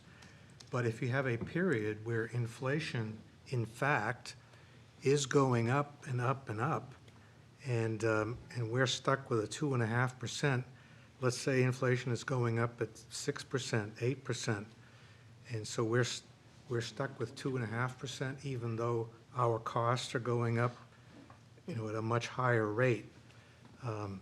So that, I think tying it to the, I can never remember the full name of the price deflator, whatever. Flux But capacitor. But it's a measure of inflation, and so it allows, it's a 3-year average for the, past 3 years, so it kind of tempers it. So even if it went up 6% in year 3, it would be the average for the past 3 years. But if it keeps going up, to artificially pick a number now based upon the past 10 years, when something might happen in the future, I don't think is the right way to go. Any additional comments? Alderman Clee. I agree with my colleague. The reason why that this was changed in the past from the CPI to the GDPIPD for state and local government was specifically for that we changed it from the consumer price index to specifically work with the state and local government for consumption expenditures. And we tied it to state and government to handcuff the city to just like a 2.5% maximum when suddenly there could be an increase. And it is a rolling, so there would not be a sticker shock of something going up 6.5%. And I would think, I'm not an economist, but I would think if there was something that did go up, I would think that within that 3 years, there would be some type of a correction that would bring it down, and we would have some type of that, and there would not be a shock. So I'd be concerned to tie us to a lesser of a 2.5%. So while I do think it's not a bad thing, I do not want to, seeing it's a charter change, I would have a little anxiety to do something so significant. Okay. Everyone understands the motion? All those in favor? Aye. All opposed? Nay. Nays have it. Alderman Bea? Madam Chair, for the next motion, I would like to talk about the increase, I would like to talk about increasing the override threshold, and I would make a motion that we move that from 11, or we move that from 10 to 12, and like to speak to that motion. Can you just be a little bit more clear about what paragraph and Yes. section so that everybody listening can follow along? Thank you.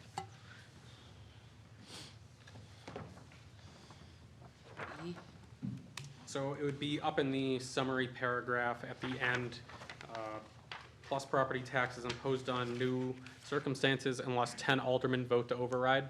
So it would be striking that 10 and replacing it with 12.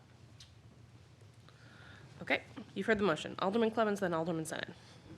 So, when when we asked Corporation Counsel to first draft this, he came back with 9.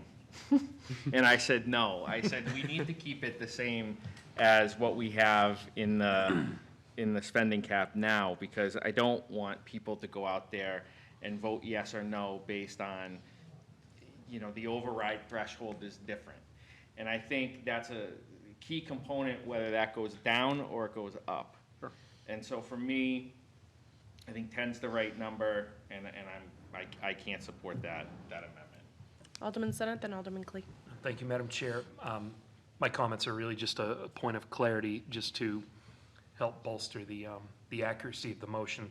There are actually 2 other instances indicating a supermajority of at least 10 members of the Board of Aldermen that may need to be addressed in sections D and in section E. It would be of my intentions that it would replace those as well.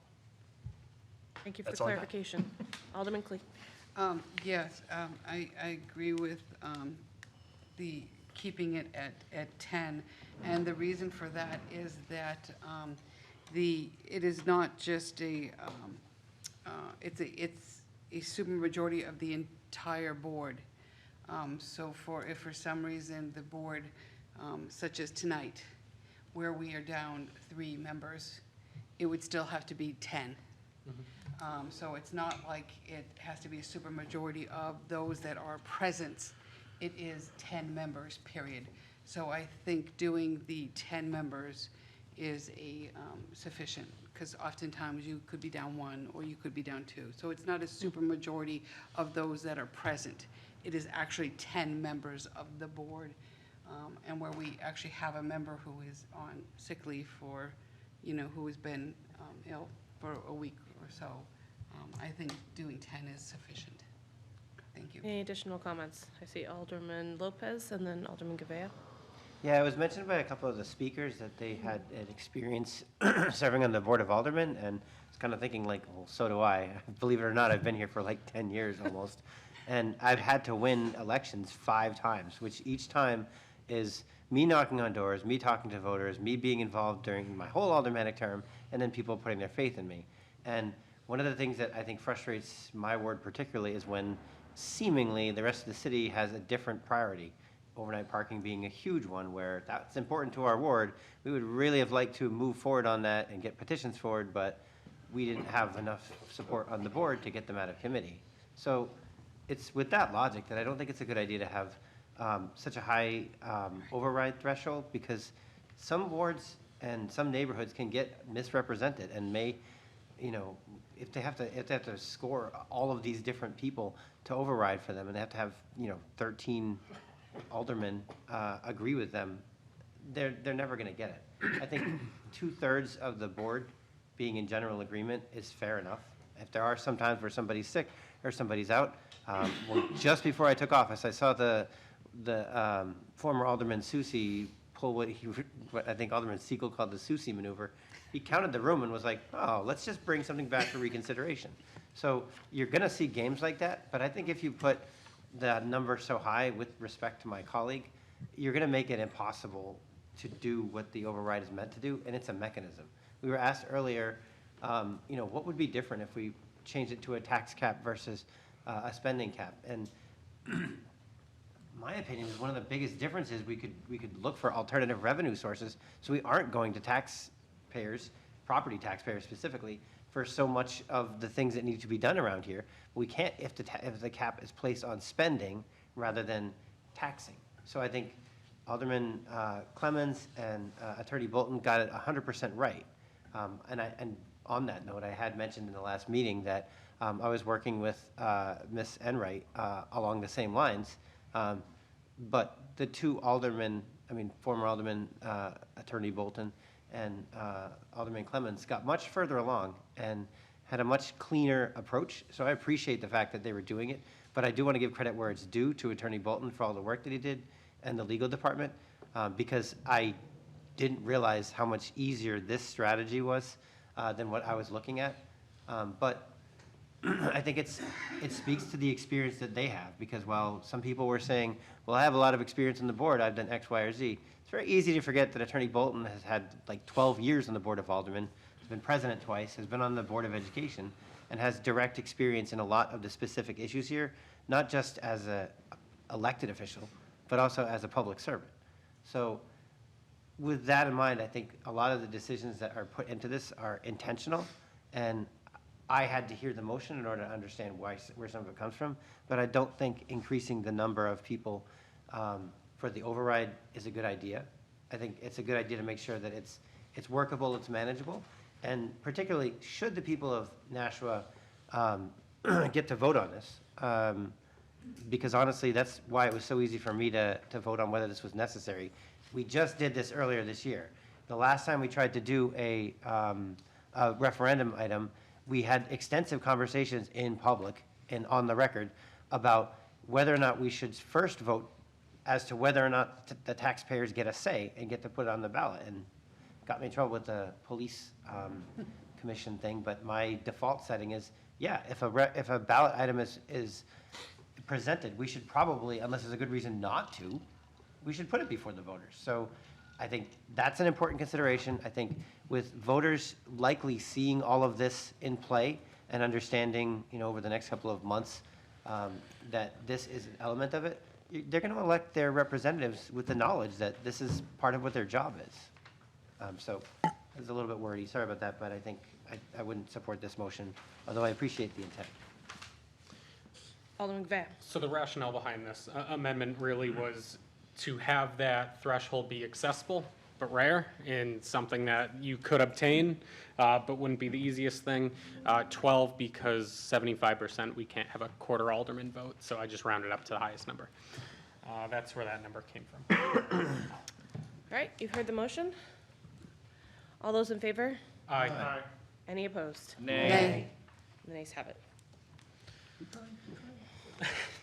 So the next one I would like to do is I would like to amend, and I would like to add in language that limits the override frequency to once a year, and that would stay in line with kind of how we do our spending cap stuff now.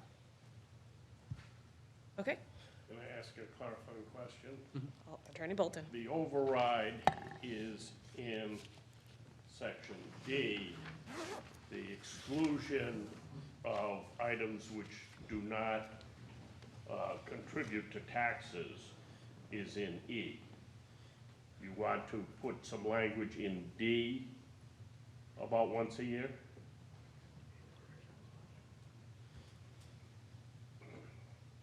I believe so, yes. The intent of the amendment would be so you could only override this tax cap on a yearly basis.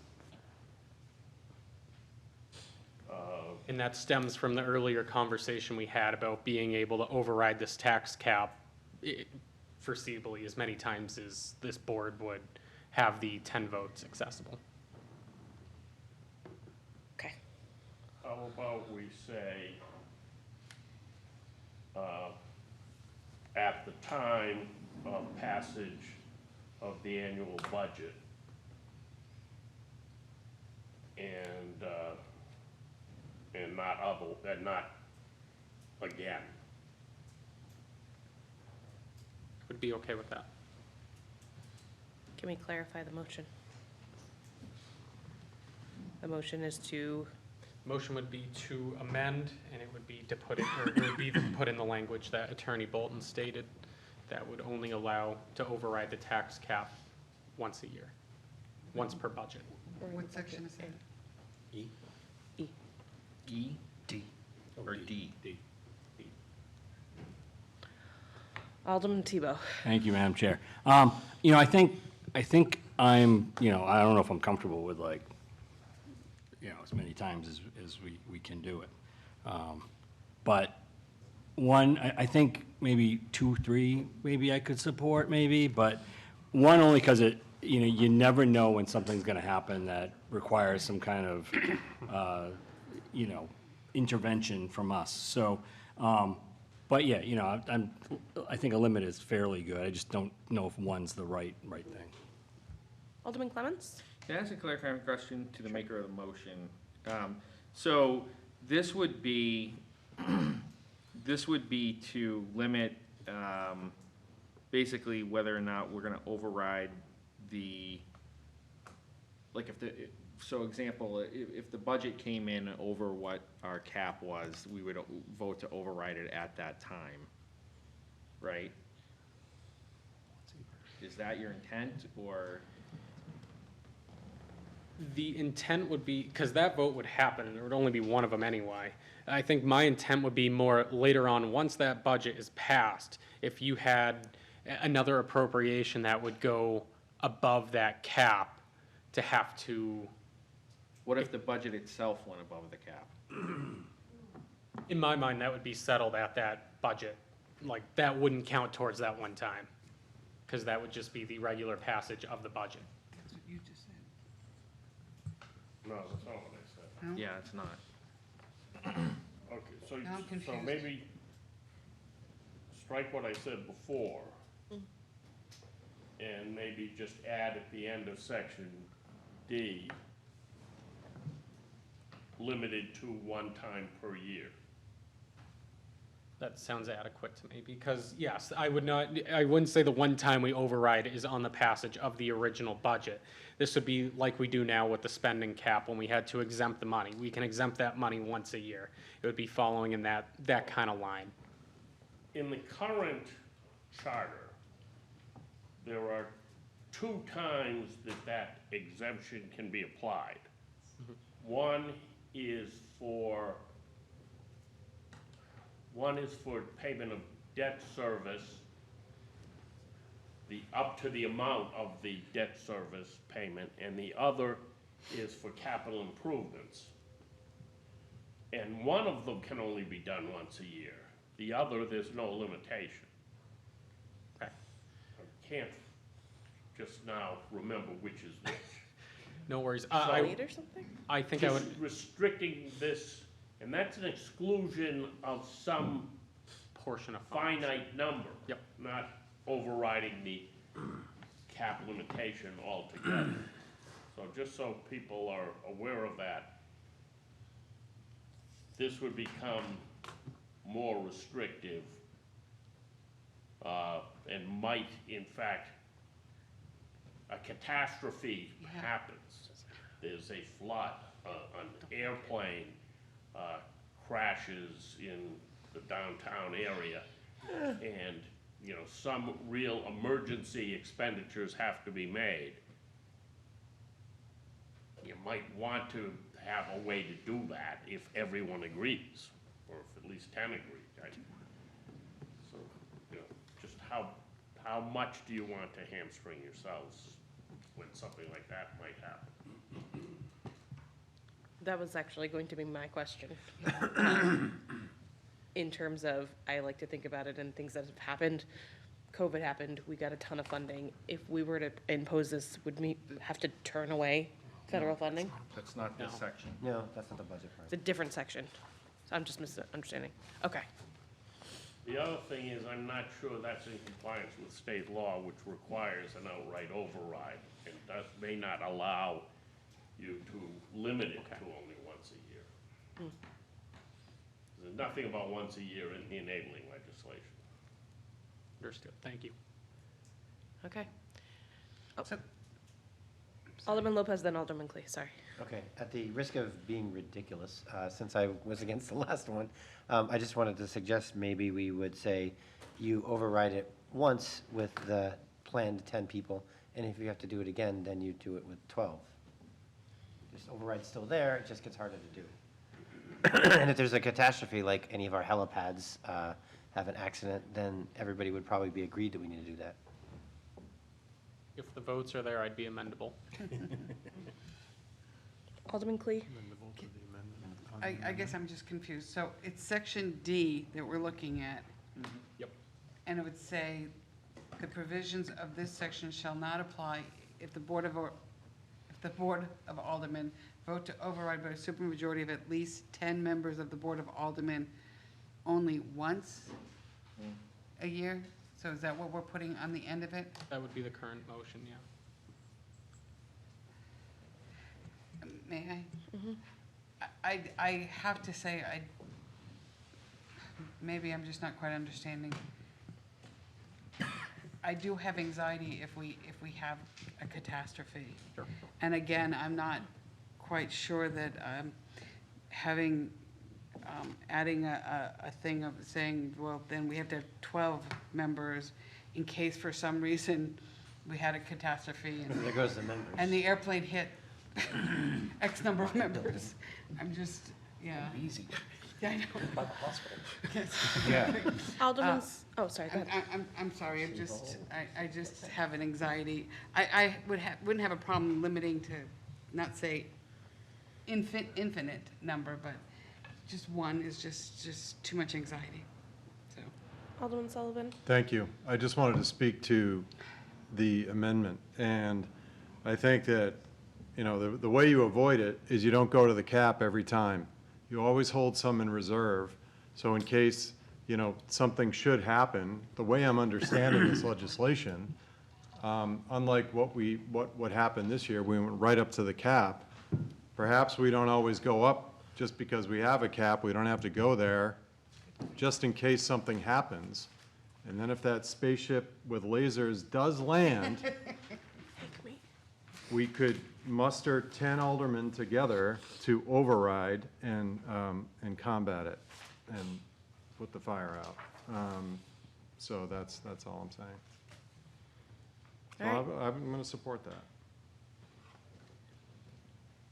Any additional, okay. Motion on the floor, we've heard it. All those in favor? Aye. Opposed? Nay. Nays have it.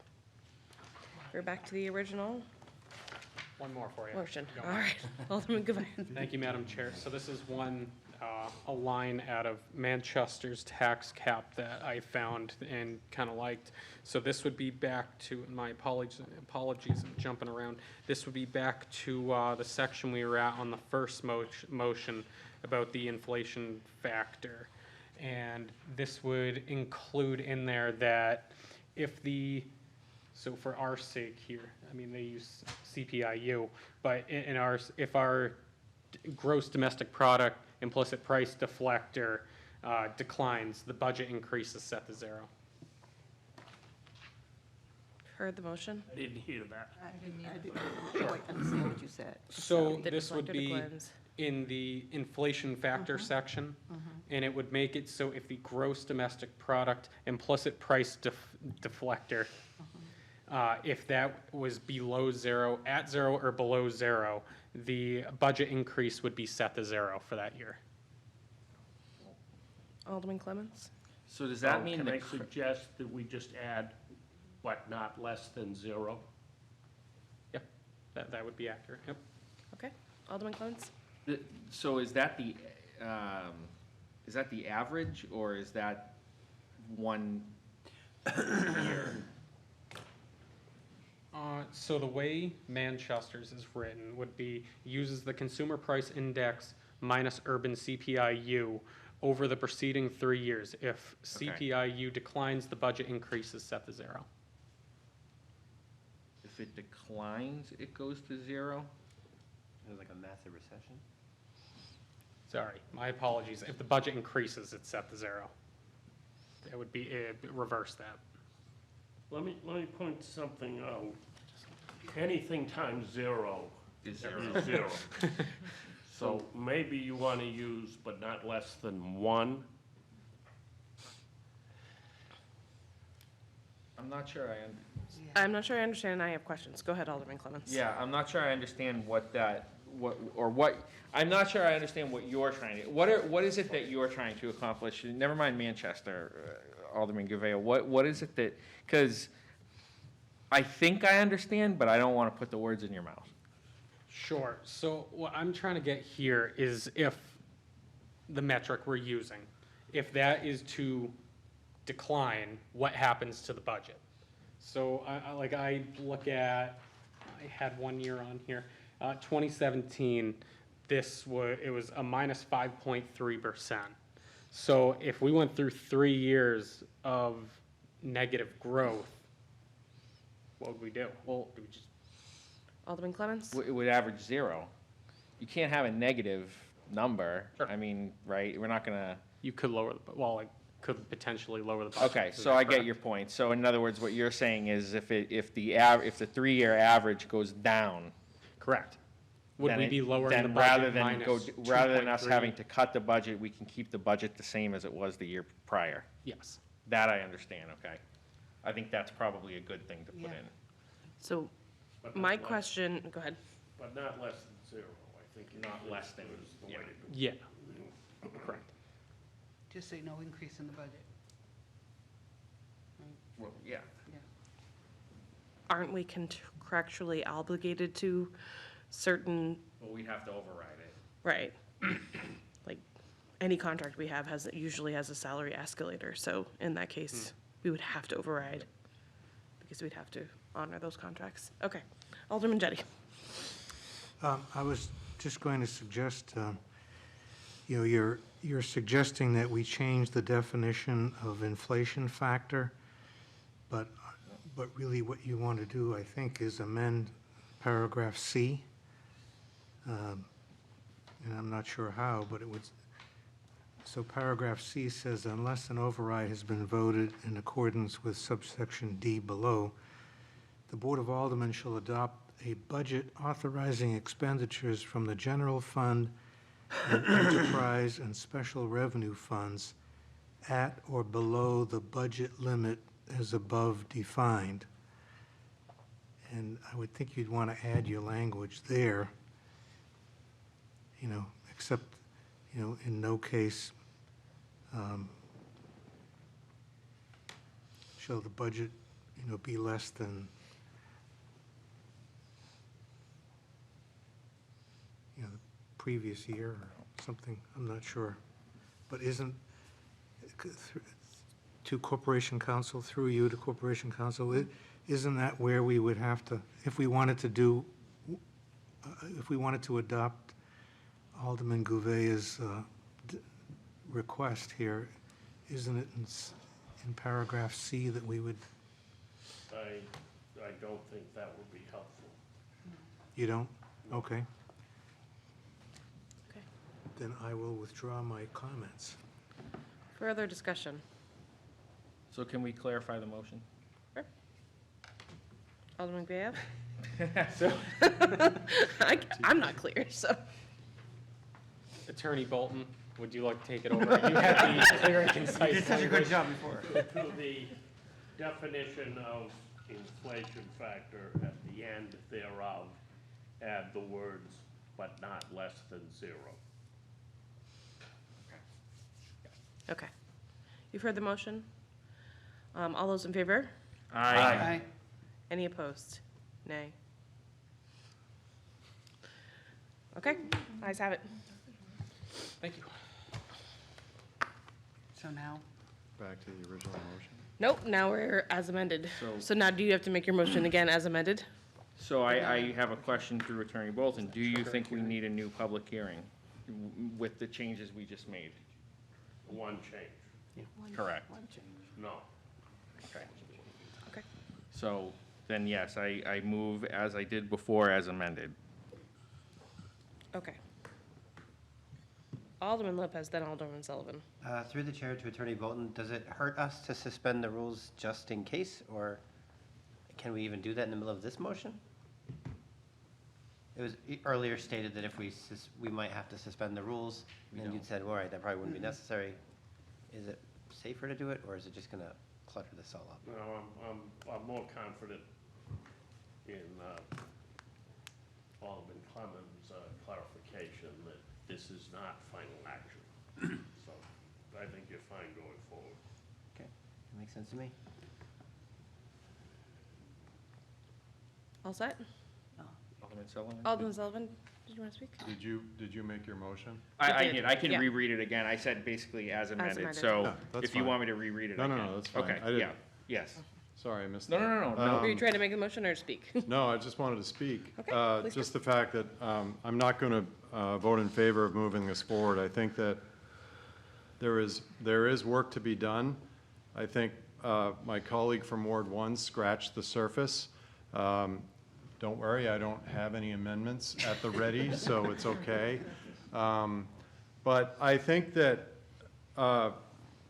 if I were to propose something like this, and someone had asked, if this is better or not, there's a lot of words here, but I don't know if it's better than what we currently have or not. There was a question that was brought up in public comment. If we had applied all the numbers, where would we be right now? Would it be perfect? No. But I think I might be able to make a decision on whether or not this was better for the city or not. And the fact that I can't, as I look at this, and I think, there are a lot of, and I have 2 pages of notes here of changes that I would make, or at least areas of the resolution that I would completely take out. Because if this goes forward, and if this comes on the ballot, then I have the responsibility to understand it and explain it to my constituents. And I want to be able to, I pride myself in being able to deliver a positive declarative statement to the constituents of Ward 9, whether or not this is good for them or not, in 90 seconds or less, if possible. I see a lot of triggers here. I see some loopholes. I see areas that could be misunderstood or misinterpreted. And as I start my 4th year as an alderman, and I sat on the Budget Committee all 4 years, I'm just trying to get the hang of the spending cap and what's allowed and what isn't. But I think that it's important that we go forward with clarity and just clear understanding to the folks that say, okay, this was the old charter, this is the new charter. We're basically focusing on inflows, not outflows, and we have a cap here in mind. What can be exempted, what can't be, I don't know.